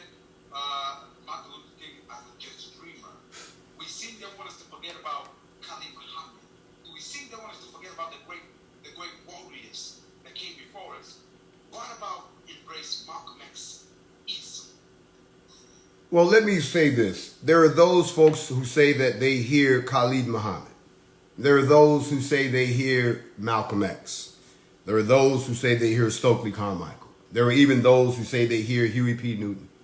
There are others who say that sometimes I sound like Martin Luther King. At the end of the day, the truth of the matter is, whether it be Marcus Garvey, Frederick Douglass, Shaka Zulu, Hannibal, Imhotep, any of them, I'm all of them. I embody the ancestral spirit that is sleeping in your blood too. The only difference is enough happened to activate it. So a balance of all is what you see, so that we can speak in this season that we're in. You see, certain things only manifest themselves when the circumstances are correct. So all of the circumstances lined up to produce and hatch the seed that produce all of those people. Let me help the world out. The white man wants you to focus on Martin Luther King before he woke up. When he made the I Have a Dream speech, he went on 5 years later to say that he felt his dream had turned into a nightmare. And stop telling us that he was nonviolent. He said it wasn't the fact he wasn't nonviolent. He knew that he was in a race that he could not win. We were outnumbered, outgunned. We were not even declared full citizens yet. Let us get there first before we start moving forward. But they killed him when he woke up. As far as Malcolm is concerned, Malcolm X and I agree on quite a few things, such as it is only common sense for you to defend yourself when you're the victim of consistent attacks and being given, pardon my language, bullshit excuses by the very people that are supposed to fix it. So in this new age, I wouldn't say that I remind you of anyone. I am a continuation in that series. And if it's taken 40, 50 or 60 years for the next one to step up, my people know what they need to hear to get them motivated. So I am all of those things wrapped up into one. However, don't focus just on the violent aspect, because that's not all that Malcolm stood for. Focus on the fact that we point out the disparities in our economic situation, in our educational situation, in our housing situation, in our political situation, in our spiritual situations, all which have been under attack for so long. So all I can say to all of the people around the world who are saying these things today, I am nothing more than what we've already had. It's just that I've come forward like a lot of others are ready to do. And I salute all of you all in the UK, everyone across all 54 countries of Africa, all my brothers and sisters down across the Caribbean, and anyone else, and especially all my brothers and sisters in the United States that have stood the post, and knowing that we are faced an insurmountable enemy, that if we all band together and we all take up the very same spirits that you see living through me, then there will be some hope for the black race. Uhudu. Wow, wow. Brothers and sisters, as you can see, this show, as I say, once the show finished, we're going to spread it into different networks. So download it and spread it. That's what we're asking, because we don't really trust all these social networks, because we know all these YouTube is their platform. That's why we here every single week with one click we connect you to the world. That's what it's about. It's about understanding. We have to push our own narrative. We have to talk. We have to promote the best of ourselves. So when the white media twist the information, it's too late. And they have to bow. So talking about the NFAC, we got brothers keep saying Alpha, bring it to NFAC in Africa. We got a lot of brothers just flooding messages. I'm not gonna read all of it. So ask Brother Jay, tell us about the plans of the. I know we obviously might be internal plan, but just give us the role of NFAC. Are you planning to bring it in Africa, in Jamaica? Because right now we got Chinese invasion. It's happening in Jamaica. We got Chinese invasion happening in Africa. So are you planning to bring the NFAC in Africa, Jamaica? I'm so glad that you asked that question, because the first thing we have to learn as a people is that we do not discuss all of our plans in front of the enemy. We can let out just enough unclassified information so that they can't sleep good at night. We already are developing chapters in Jamaica already. We're fully aware of the situation with the Chinese. We already are standing up chapters of the NFAC in the UK. We're already in communication with some of your frontline leaders in Africa about standing up and joining. Remember, we're a coalition. So it's not so much the NFAC needs to come in. It means that certain organizations that are already aligned with us just need to be brought under the umbrella with the backup of the rest of the NFAC. We are already in I don't want to give out their names because bad boys move in silence. But understand this. We're already sensitized. Yes, you will be able to join. Yes, you all will be able to unite with your other brothers and sisters across the continent. Yes, you'll be able to have the folks that are backing you up. You see, whenever they get in trouble, they call for backup. They have other countries they can go to. Our problem, especially here in the United States, is that we've never had anybody who backed us up. We couldn't call on the people in Africa to back us up. We couldn't call on our brothers and sisters in the UK to back us up. Matter of fact, we couldn't have a collective voice to go to the UN, to go to the World Supreme Council, to go before the world courts that collectively spoke for us. The overall goal of the NFAC is twofold. Number one, to give us that structure so that we can back each other up no matter where we are in the world. The same way they like to move people to a certain place and set up shop. You see those bases that they're building in your country, the NFAC want to give them something to do. You understand what I'm getting at? So it becomes, number one, the backbone for the melanin army that must rise according to scripture. But most importantly, it also sets the framework up that all you brothers and sisters that want to be a part of the NFAC understand our total goal is the establishment and the building of two things: the United States of Africa and the creation of a new nation for the exodus of the 46 million black prisoners that are in the United States. We are political prisoners. They don't want us here. Everybody who wants to stay can stay. But for those of us who want to rule ourselves, determine our own destiny along with the rest of our brothers and sisters, and make Africa the world power that it should be and push everybody else out, that is the ultimate mission of the NFAC. Wow. Quick question. What is your take about the leaders in Africa? Those we call misleaders. What is your take about it? Because one of the brothers says, based on the military experience the NFAC has, they can train some of our brothers and sisters in Africa. Because right now we have villages getting taken over by the Chinese just so they can control our diamonds and golds. So first of all, what is your take about the leadership in Africa, Jamaica? Obviously, we can't forget about Brazil too. What is your take about the leadership? When it comes to the leadership structures that are in place on the continent of Africa, I am somewhat dismayed, but at the same time, I am encouraged. Because the media would have you to believe that all of the leadership in Africa across all 54 countries is on the same page and that they all support this incursion of America and of China into these areas to control their resources. The problem with that is puppet regimes are nothing new. They've been putting them in place for years. So I am thoroughly disgusted with some of the people that are sitting in power or sitting in those chairs, who are allowing this to happen. They are paid puppets. They need to be removed. Those folks who sit back and watch these folks come in and take over villages and don't fight back, but don't ask for the training, then I cannot in all good sense condone that.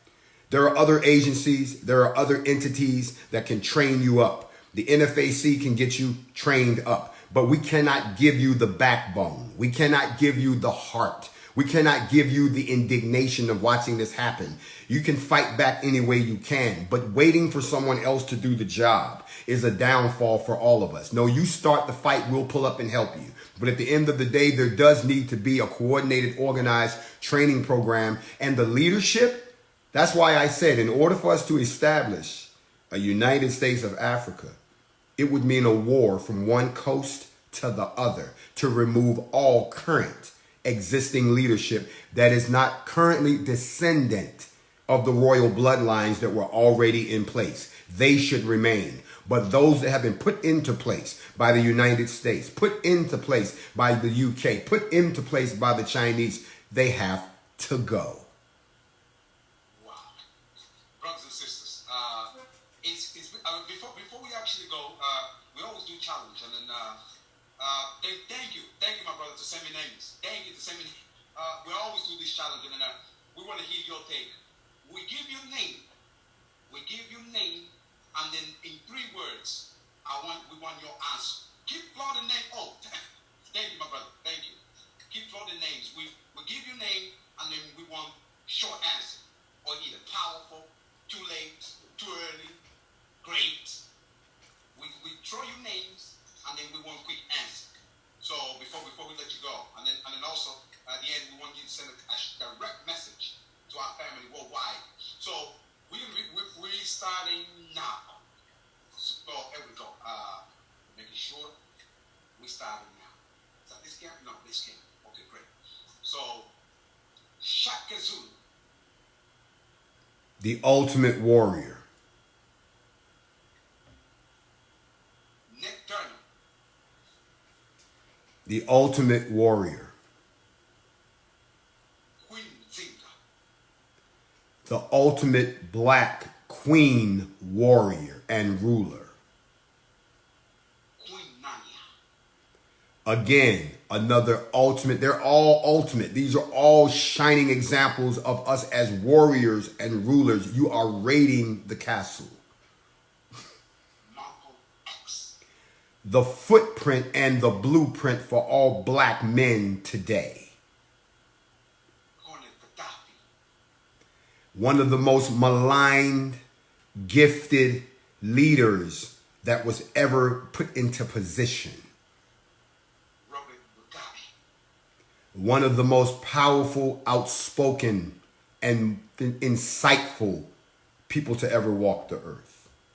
Harriet Tubman, Savior to the people, warrior to the race.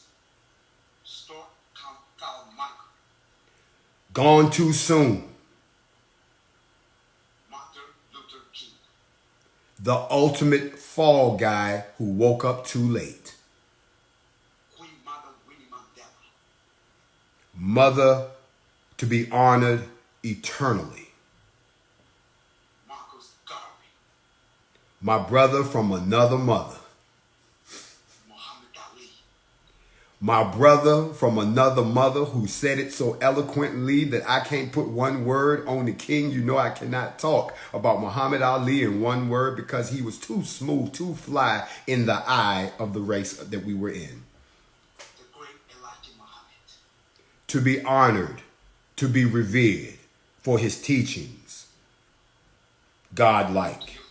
we go to the opposite side, even though, but anyway, Bob Marley, Revolutionary, visionary, powerful man who should never ever be forgotten.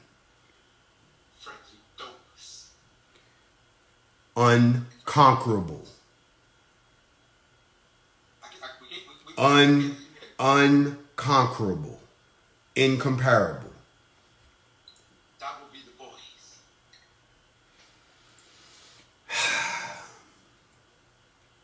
Conflicted but convicted in the salvation of his nation. The Honorable Minister Louis Farrakhan, A man who has vision but who has never been given the proper platform to recognize it. Powerful, insightful, honorable. Nelson Mandela, The father of revolution. now we're going to go to the opposite. Oh, brother, okay, that's fine. We don't mind. We go to the opposite side. We go to the opposite side. Thank you, my brothers. We go to the opposite side. Yes. Adolf Hitler. Repeat it again, my brother. Adolf Hitler. The biggest fall guy for the elite that has ever lived. Wow.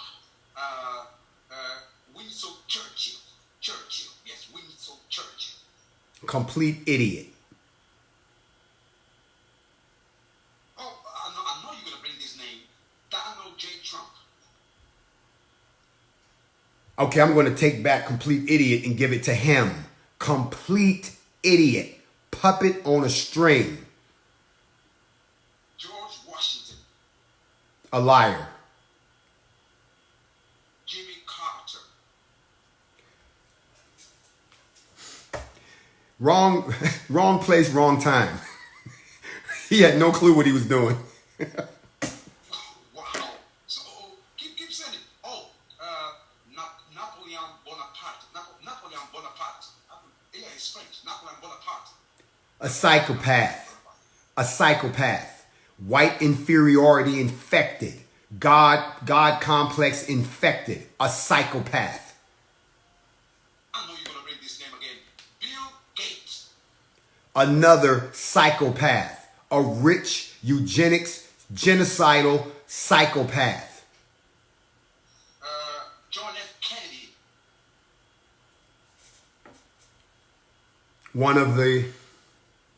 He was an anomaly. He was us at the wrong time. Wow. We got Vladimir Putin. Oh yes, Vladimir Putin. Straight gangster. Jair Bolsonaro, Brazil. Complicit.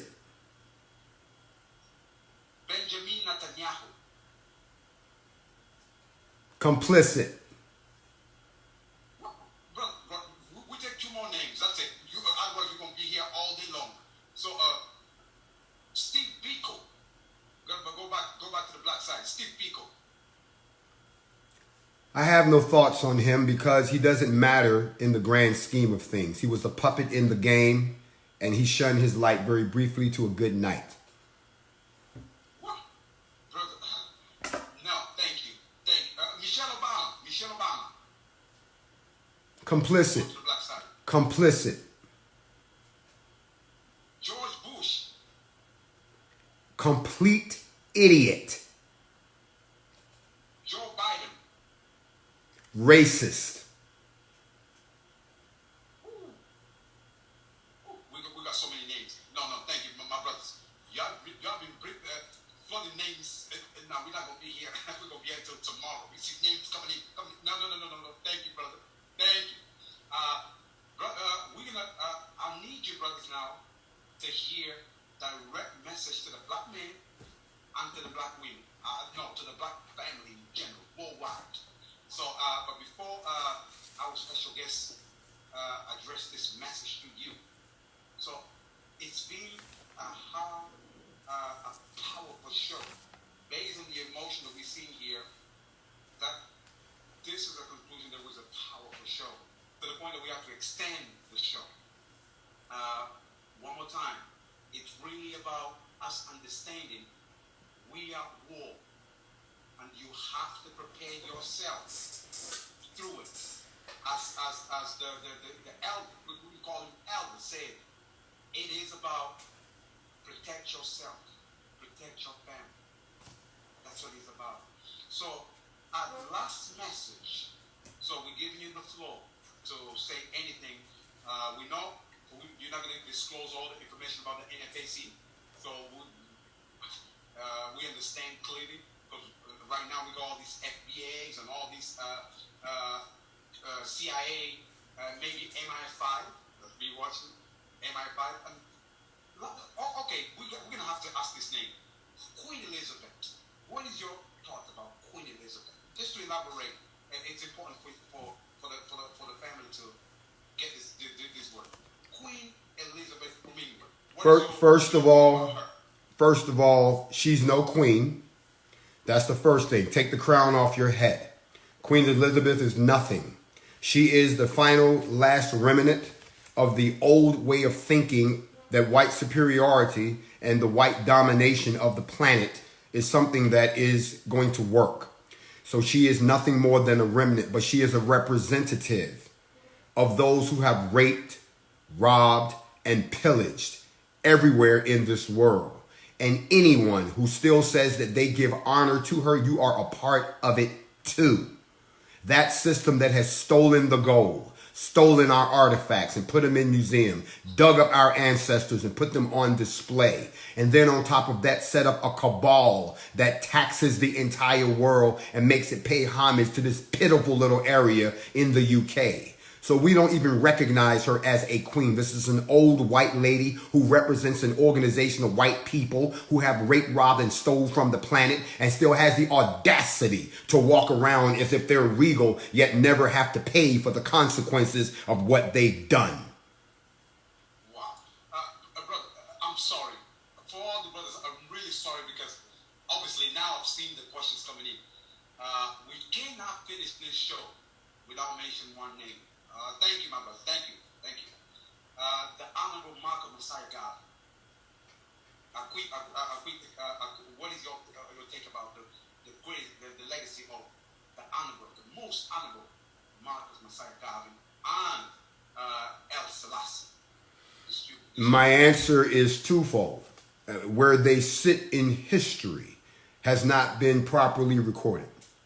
Whenever someone who is willing to go all the way out for the liberation of their people, to include bloodshed if necessary, to raise us to a higher standard, it is our responsibility, not their responsibility, to make sure that every person who eats, sleeps, and breathes inside of the melanin skin understands that when that spirit shows up, that we are in a state of war, we are in a state of emergency, and that we have a responsibility to act on those messages when they're brought forth. Both those great people have brought this message and then acted on it and led many to a conclusion. The problem is we have now arrived in a time when we don't have those individuals on the front line. No one is speaking as if we need someone to speak collectively to the team. There is a time and a need for these folks, and it has not been addressed until now.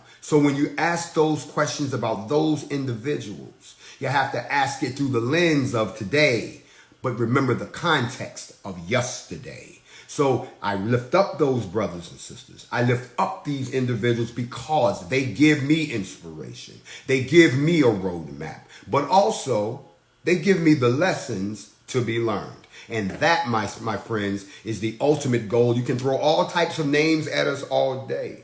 You see, the spirit will keep coming back until you get the message. May come in many forms, may come in the form of all of these folks that we name. But when you stop and think about the fact that from 4500 BC to 2020 AD, the black civilization has been systematically destroyed, the black civilization has been dehumanized, and the black civilization has been maligned, then there is a spirit that floats through our ancestral blood that all of those folks embodied.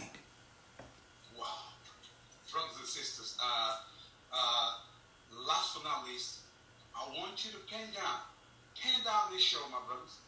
And then I keep saying, we don't believe on this Facebook. We use them the same way you used them. Because remember, us as black people, we gave them billions of money. So that is why we use them. We understand how we use very effective to send a message to our brothers and sisters all over the world. It's an effective message. Because understanding media is part of the military strategy. So you need to know how to use it. Very effective. That's exactly what we've been doing week in and week out. Bringing the best of ourselves. Bringing all of our leaders.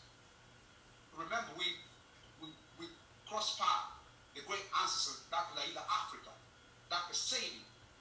Personally, I interviewed all of our elders that I touched. I interviewed.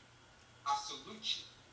Really salute you. And then your embodied Brother Master Jay, you really embody all of these spirits together. That is why the KKK had to run away. So just real quick, I wasn't going to the mountain because they really ran away. So I was because when we saw the video, came to the point that even the police, they were trying to stop you, all of you, and then you said, we're gonna go cross over. We don't even gonna care about the police.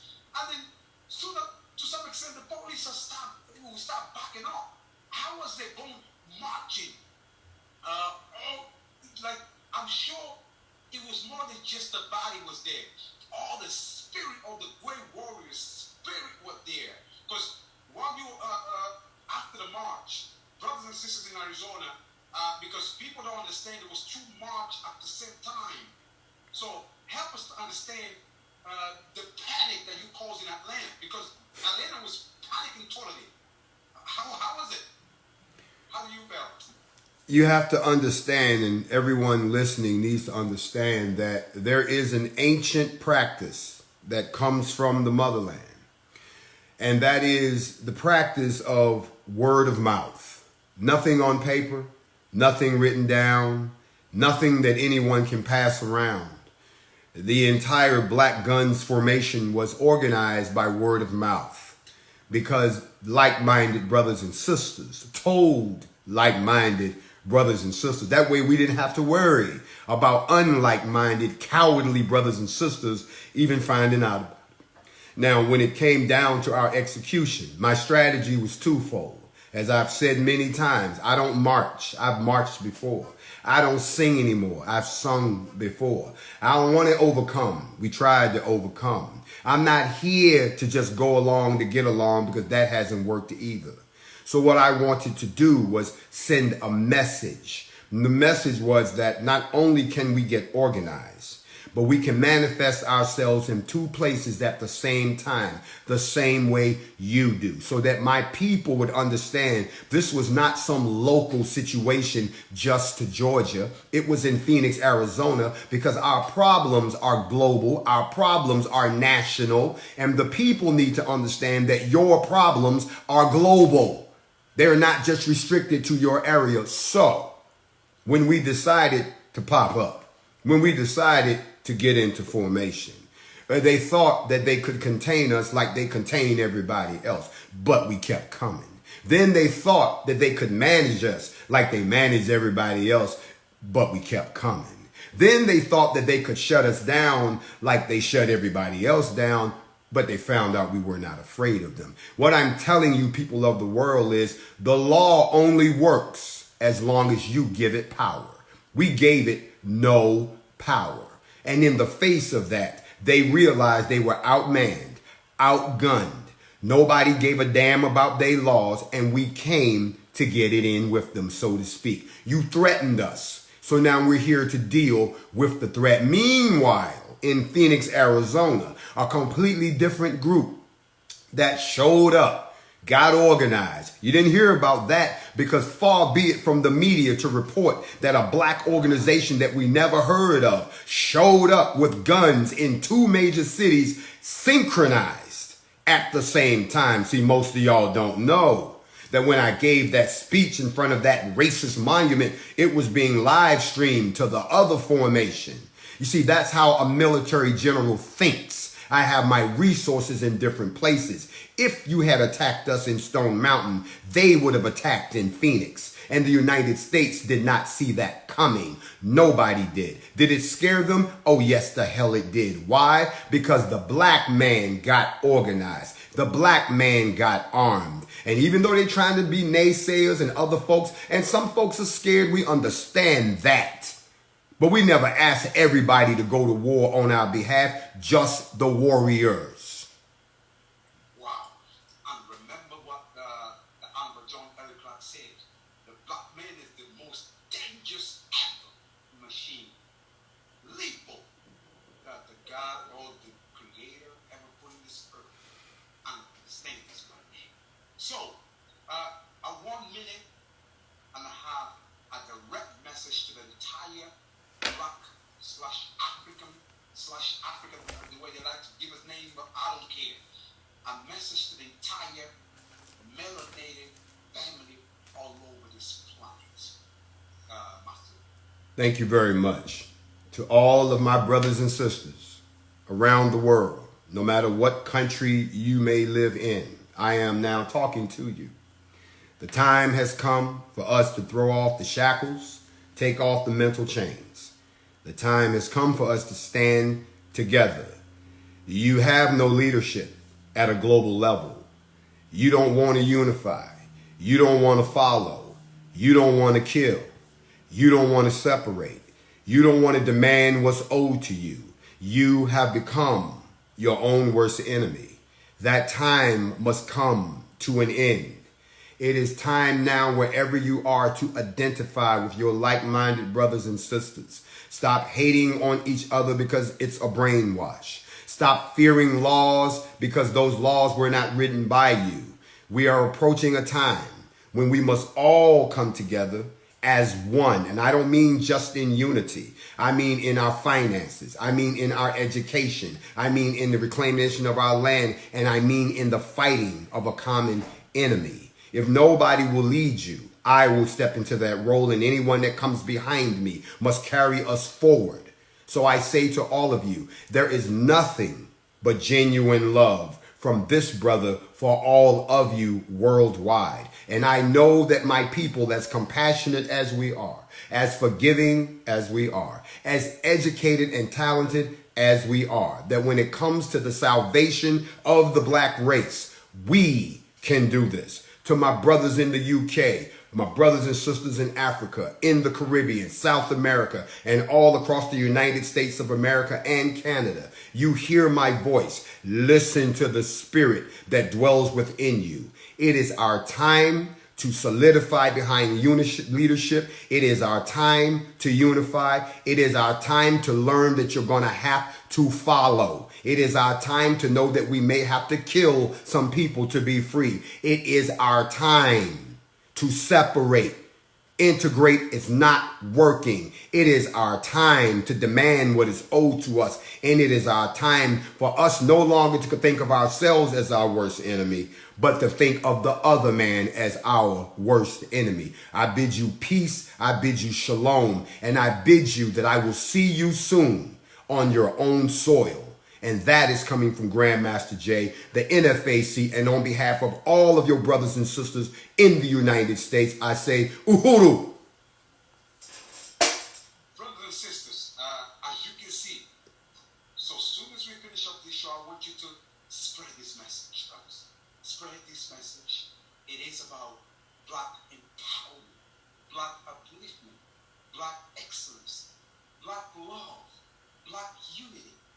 It's about understanding. Then if you want to put an Africans on it, you can do so.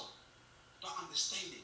Let us bring back the spirit of our great ancestors. Let us remember the fight they've been putting on, because they didn't sit down crying. They didn't sit down, turn around and give them one slap and then give them another one. They didn't sit down. They didn't sit down saying, hands up, don't shoot. They didn't sit down talking about just Black Lives Matter. They cared about action. They cared about put their life on the line. And that's why, as a spiritual son of Queen Zinga, in my body, remember, I'm spiritual son of Queen Zinga. It's my responsibility to keep this fight, no matter what it is. And one more time, I want a special thanks to GrandMasterJay for this amazing interview. It's really, we understand that you got a lot of parties going on, a lot of things going on, but we, on behalf of our station, on behalf of our people, so many brothers and sisters in the UK that we keep on to be saying, Alpha, you need him on the show. I said, we're going to try. And then shout out to Brother King Mandumi as well to make this happen. We all in love. We all synchronized. Because this coronavirus came to wake up a lot of us. Now you fully understand what's the real deal. It's your choice. It's your life. Make the most out of it. So we salute you in Black Power, in Shalom, in whatever you want to you believe in. Turn your back spirit warrior on you that will show up and manifest in your flesh, in your body. Any last message before we let you go, Brahman? One last comment. One last comment. First, I want to thank Radio Diamond for having me to start, because I knew that once I had a chance to speak with your folks, that these are the folks that need to hear this message. It's being filtered by mainstream media. So I thank you for not thinking it robbery to have me come and address the good folks in the UK, all across the continent of Africa, and all my brethren down in Jamaica and so forth. I want to thank you all for that. I want to leave you with this thought, that until we as a race, determine what our top 5 needs are. We have to collectively have a consensus globally for blacks only to determine what our top 5 priorities are. Solidify that agenda and say that anyone who wants to lead us, or that any state, city, or country that we live in, if you're not willing to honor these 5, then we have to consider you an enemy of our race. But before we can do that, we have to collectively come to a consensus. There needs to be a world black assembly where people come from all places around the globe so we can decide what are our top 5 needs, not what they say are our top 5 needs. We need to make that happen. That has never been done before on this planet. It needs to happen, and it needs to happen starting now. That's the thought I want to leave with the black community. Wow. Thank you, Baba Zikwe in Uganda. Remember, brothers, it's so powerful to know that we're doing this show. And we have brothers and sisters in Uganda tuning in, brothers and sisters in Tanzania tuning in, brothers and sisters in Congo tuning in, brothers and sisters in Jamaica tuning in, Kingston, shout out, brothers and sisters in South Africa tuning in and watching us, because we're streaming everywhere, even on Facebook. We're live on Facebook too. As soon as this show's done, as I told you, spread this message. I'll send the link to all the NFAC soldiers. They've asked me the link. I'll send it to them, video-wise. One more time. Oh, Congo, definitely tuning in. Angola, tuning in. UK, tuning in. Portugal, tuning in. All of you that have been sending the message on private, on our private group. But I want you really to spread it. Let the family know. Because we don't want all this CNN and BBC twisted information. Now we can combat them in just one click. We got all the software connecting in this station. Because remember, this is a radio TV. We give it to you audibly and visually, just so you understand what's going on, what's happening. So peace and blessings, peace and honor to all of you out there, and keep this message alive. And then as I close with this amazing track here. Oh yes, I'm sorry. You have to close definitely. Yeah. We're gonna have to close with 1 minute silence, the way we open up the show, to remember all of our ancestors. That's what Baba Zik is telling me. So we definitely have to do that. So I want 1 minute silence before we close up the show, and then we're going to bring a powerful music video, Power to the People. So right now, the 1 minute silence is starting now.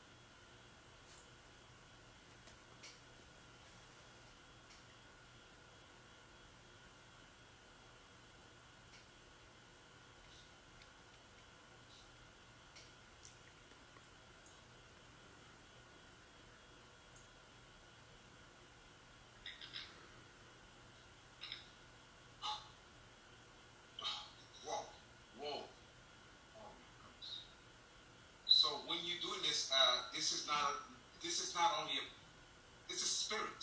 So spirit that comes to your body, you have to understand this. This is way powerful, brothers and sisters. It's way powerful than just me being here or GrandMasterJay. This is bringing back, because remember, spirits come in full circle. Now it's really happening. So that's why I understand what you're saying, my brothers. They're saying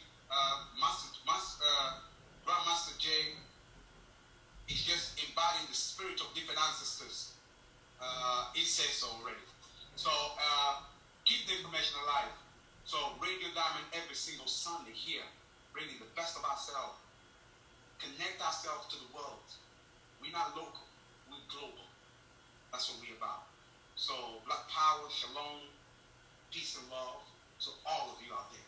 I'm going to be closing. I'm going to be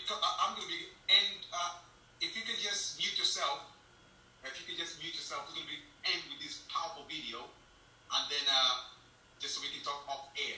So after this video that you're about to see right now, brothers and sisters, this video, obviously you notice every week we close it with videos, powerful video, and this video really represent what is it? Yes, this video represents power, and that's why we said we're gonna have to play this video alpha. Brothers and sisters, keep sending this video. The video went viral, and then we said, okay, let's play this. All power to the people. Just watch this. All power to the people. And we're gonna be off air talking to our special guest, GrandMasterJay, here live on Radio Diamond. Watch this video real quick, and then we'll come right back.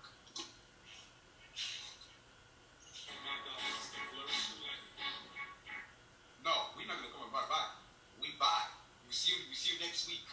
Same time, Radio Diamond, bringing the best of ourselves. Watch this power to the people. Jesus bless them. Pressure and tip the scale. He will give us heaven on earth. And we'll all live in hell.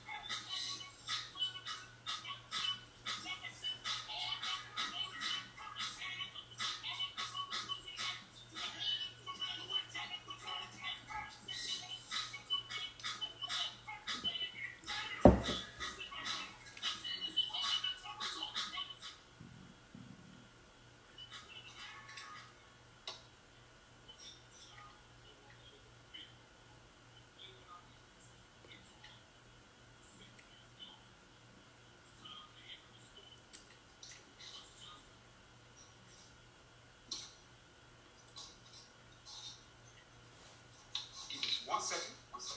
Take your time.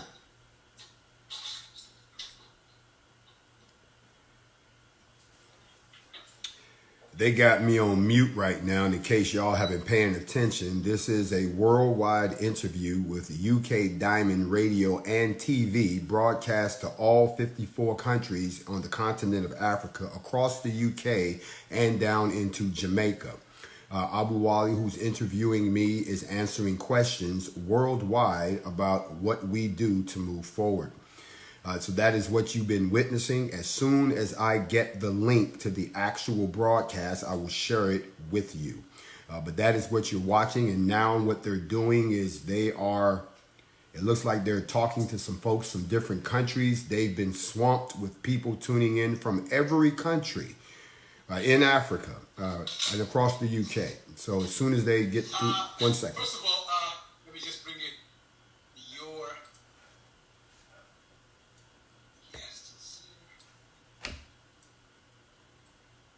First of all, we just want to say it was powerful. It was absolutely powerful. And so many brothers and sisters asking if there's any plan to bring the NFAC in Africa, because yes, right now what's happening, the Chinese, even in our own land, they're coming in with the special forces, U.S. special forces. They kind of join together the same way they do a coalition with Europeans to come and take over the land. So once they take over the land, they control the resources, because they care about the resources. Because I've got a message. Because when we send a message especially to the war veterans, we send them your video, and they ask me, Alpha, when as they open for any military training, because that's what we're lacking in the ground. Because what they wanted to do is, if the NFAC help them regain control of the land, then whatever comes out of the land, because I've got brothers and sisters that got diamonds and all the mineral resources over there, but the problem is they're coming in with their special forces to control the land, and the government is backing them up too. And they've been, as soon as they saw the video, your videos, they said, Alpha, we need this kind of training here in the UK, in Africa. In Jamaica, they're taking over. In Africa, they specifically targeting lands with resources. Please let the brother know, the leaders, the leadership, that we can try to do something, but they need us. They need to come and help us right here on the ground, because they don't care about. They're going after our resources. And then I say, okay, that's fine. And we do the show, and then we're going to hear from them if they have any projects towards African continent. The answer to the question is absolutely. But you have to understand that if they have hands and feet on the ground, if they have troops already assembled and equipped to some degree, then yes, they can be trained up. But it's not really so much the training that's key here. Understand that training troops is one thing. Preparing troops to go to war is a completely different process. It's easier to take folks to war than it is to take them to training, because training means we set a standard, we set tactics, and we go for it. And for a lot of folks who've never served in a military organization, that is completely alien to them. So the short answer is absolutely. Our vision, as I said during the interview, is a global NFAC that is capable of addressing its local problems. Unfortunately, what is happening across the continent of Africa is not local. It is a concentrated effort by two of the biggest countries on the planet right now. China and the United States, as you said, have gotten in bed together.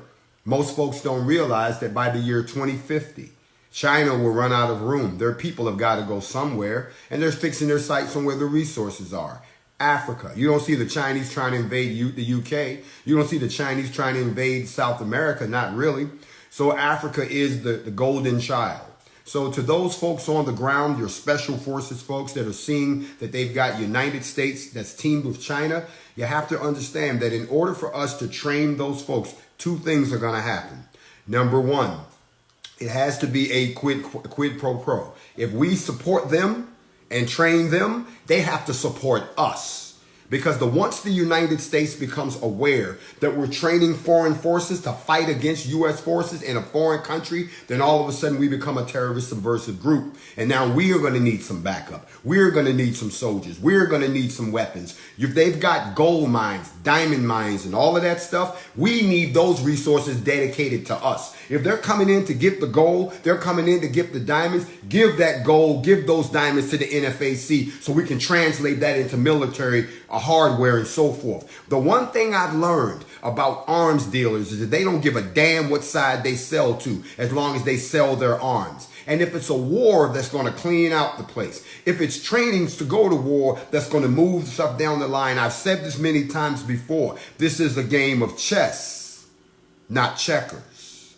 So we've made a chess move, and now they're asking for another chess move. Well, we can't make that move unless they make that move. They have the resources, they have the land, they have those things. The same way somebody let the United States come in and set up a base, somebody's got to let NFAC come in and set up a base. The same way the leadership cut a deal with those countries, we need the people of those countries to cut a deal with us. Yes, are we rising to the level of a world power? Yes, we are. Are we becoming something that has to be dealt with, just like the UN had to recognize the PLO and all these other organizations that started off fighting for their people? Yes, they are. And is it eventually going to boil down to the fact that we are facing the uncomfortable possibility that the only way out of here is to fight our way out of here? I'll gladly give training. I'll gladly give tactics. But what I won't do is put ourselves in a situation where we try to help folks and we end up becoming the victims in the end. Absolutely. So, obviously, it's happening across Africa, and I'm glad that you pointed that. So,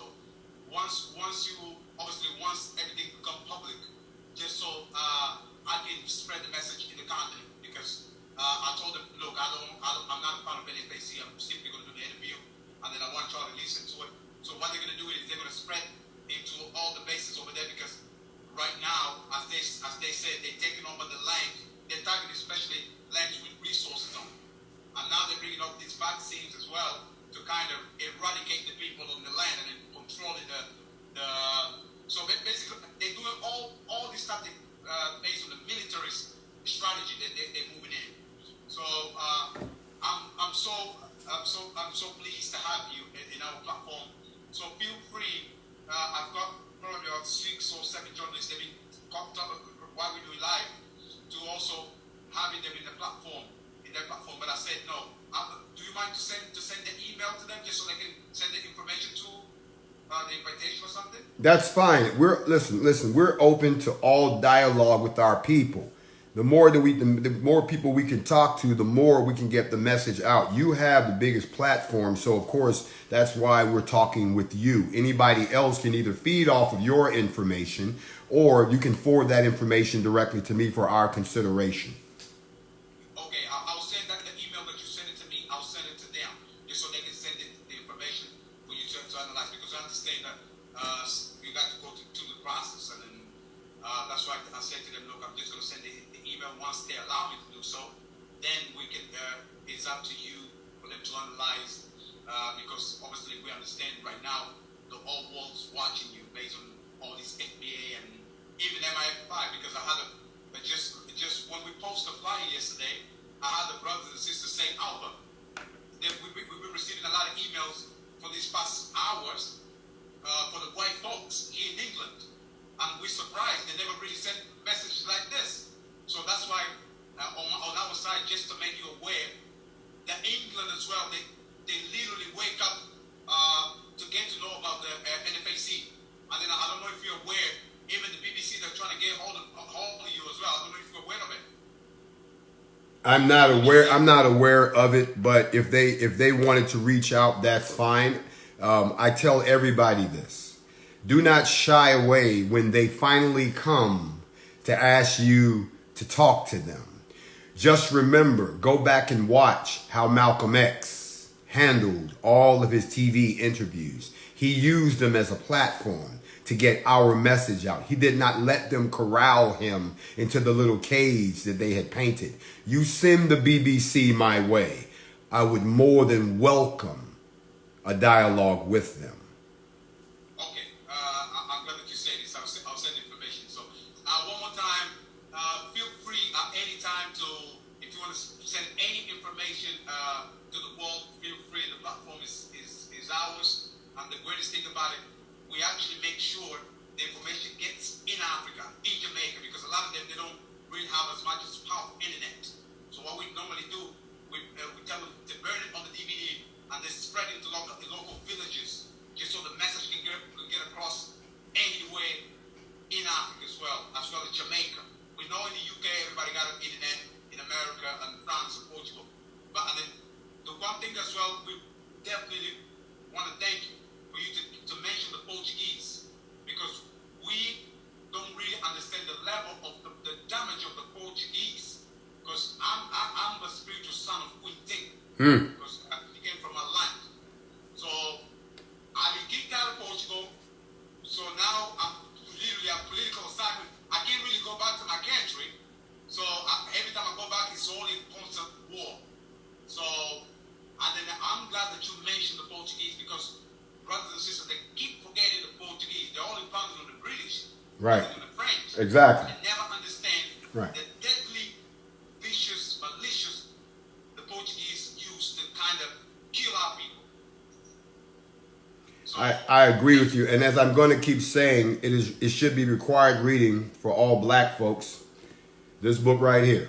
I'm going to keep beating this in everybody's head. This is The Destruction of Black Civilization by Chancellor Williams. This is required reading if you consider yourself to be a melanated person who cares about how we move forward, how we communicate our information. We control our own narrative. And I hate to say this, and I'm gonna get ready to go because my time is short. But I do thank you. I am just a messenger. That's what I'm getting at. I am sent to deliver this message. And now that the message is being delivered, I would hope that the tribes would rise up and walk in their purpose. But in the meantime, we still need to know what has been done. We have to understand how we got here. We didn't just pop up like this. And a lot of people today who've now been snatched out of the matrix, who are now awakened, they acting like this all just happened. No, you need to understand this has been a collective attack on black civilization for over 10,000 years. Now it is our time. It is foretold for us to stand up and push back and take back what's ours. And that is the whole goal. So as I said before, I want to thank you, my brother. You have really given a lot of people what they were asking for. History will record this. I'm looking forward to seeing how this all pans out. When I come to your country, I would hope that you and I will be able to sit down face to face and break bread and talk about how we got to this point. I love you, my brother. I'm already sending you an invitation because Angola has to be liberated. Because the spirit of Quintinga is still calling us to be liberated. Because the Angolan government is kind of allied himself with the Portuguese government. But we definitely gonna obviously with Brother Mandume. Mandume is from our country as well. It's from our tribe. So we're gonna make sure maybe next year planning a state interview. State visits, so you can come to the Angola. Yes. And then speak to the leaders and to the politicians, to the youth. We're definitely gonna set up the conference just so you can come along. I'm gonna make a note of that. Yes. If they want me to address the leadership and speak to the state, that'd be fine. I would hope that would result in an alignment, an alliance of support and an understanding, and then we can talk about the liberation of that particular nation for the black civilization. Okay, because Angola is part of the Kingdom of Congo, and then everybody knows Angola and Congo put together is one of the most powerful nations in terms of mineral resources. So Angola and Congo. That's why Bill Gates is after those two countries, because those two countries is the reason they come to cheap to use a cell phone. And Angola is the second oil producer in Africa after Nigeria.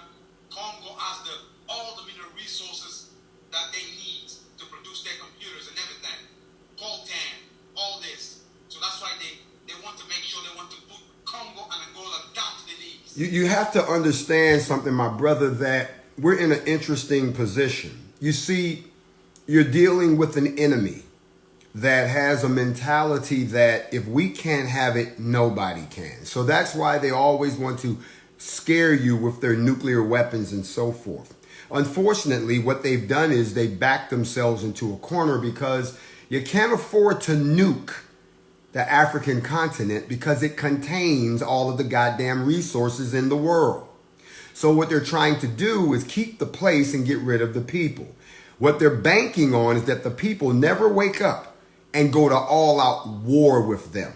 If we were to start a war that started in South Africa and spread across the entire continent of Africa and push the white man and the Chinaman out of Africa, they still would not turn around and nuke Africa because they're shooting themselves in the foot. It would be the longest, most protracted war in U.S. history, in world history, in UK history, in anyone's history. The end result is, if you nuke this place, you're going to kill your own civilization, which means we have to be prepared to fight to the death like we used to, because they're not going to blow up the house. They want the house. So what I'm getting at is, until the people in the other countries like the United States, down in South America, all up in Europe, until they realize you're backup for what happens in Africa. If the war starts there to push these people out and reclaim our resources, the ultimate goal, and this is where a lot of people don't understand, is that if we push them out and we establish our own governmental structure and we put ourselves on the world stage as the chief supplier of resources, we have now overnight become a superpower as an equal at the table. It would change the structure. It would change the paradigm of geopolitical in this world. And our problem is, too many of us do not understand. As a matter of fact, there's a book that there's a book right here called Superpower. And it's by Ian Bremmer. On the back of this book, it says, this brilliant and provocative book is required reading for every presidential candidate. This book talks about the 3 world models that a country must adapt in order to be successful. We're talking about nation building. We're talking about how we position ourselves. If I have 2 countries in Africa that are willing to carve out some land for us, not be a part of their country, but to become our allies as we build a nation to bring the 46 million people from America out of political prisonership and give us our own land, utilizing the resources in that land, working along with the countries on both sides that would be our allies to prevent anyone from attacking us while we build ourselves up, while at the same time unifying the African continent, then we would find our rightful place at the table. And then we're ready to get along with everyone. Now we're ready to trade with everyone. But until they give us that room and that space, we will never, ever get where we need to be. Wow. I fully understand what you're trying to say. That's exactly, I'm going to be speaking to the chiefs, because once you, the politician, they have power. But once you control the chiefs in the villages, you control the politicians, because the chiefs, they got the total power, because all these political so-called leaders, they're going off of the script of the United States government and the European government. Absolutely. But the chiefs, they hold the ultimate power and the spiritual power, because that's why they can't get rid of me, because I'm embraced by and it is with the chiefs that I meet. I don't meet with the public. I don't care about their prime ministers. I want to meet with the chiefs who still have the lineage back to each one of those tribes, because they speak for the people. And the power is with the people. I see you laughing, and you happy now because somebody gets it. So what we have to do is I talk to the chiefs. I don't talk to the puppet, because the chiefs are going to give me my soldiers. The chiefs are going to give me my strong queens. The chiefs are going to bring back what we used to worship before and our laws and practices. The chiefs will give me the foundation for the United States of Africa. And then one of the elders saying to me, Alpha, he's wrote down, say, Alpha, if you combine the military force, the NFAC have it, as well as our spiritual power, we can beat anybody with a snap of a finger. Because these great chiefs here, they're wasting their time voodoo each other rather than focus on the real aim, which is true. Because most of the chiefs over there, they got the power. They got all the power. I'm so amazed when I go over there, chiefs that can lift anything on the snap of a finger. And then I say to them, why don't you use this power to kick out the Chinese man? I'm glad that we making this connection. Obviously, I understand I'm going to be back and forth with Brother Mandumi to make sure your visit is well. We're going to be planning everything. My brother, you should know that I have received so many communications from people in the continent that have asked, when are you coming to the motherland? And that I know that the day that I set foot in the motherland, it will be a seismic event. I want us to make sure that it is a safe event, but me returning to Africa would fulfill prophecy. So I know we're going to do it right. I know that the African continent is going to do it better than anyone has ever seen in the world. So please let them know that I expect nothing short of that. You cannot ascend to the level of kingship unless the people are ready to receive a king. And on that note, my brother, my time is up. I thank you. I thank all of you all across the continent of Africa, the UK, all down in Jamaica, all through the Caribbean, and everywhere else that's listening. It is our time. And I accept this responsibility that you are offering me at this time. Please let the leadership know that we'll be talking real soon, my brother. And I wish you shalom. Uhuru.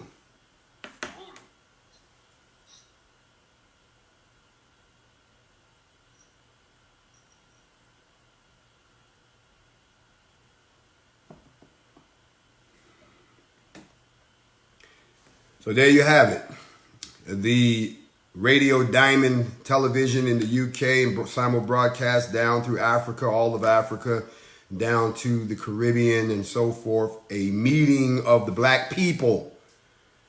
And now we are moving to the next phase. Those of you all in the United States, you're just one part of something much bigger.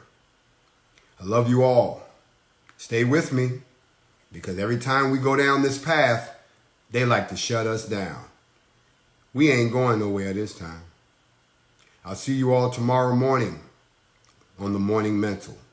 And I am the official. Don't believe any of the imitations out there. There's a lot of fake pages.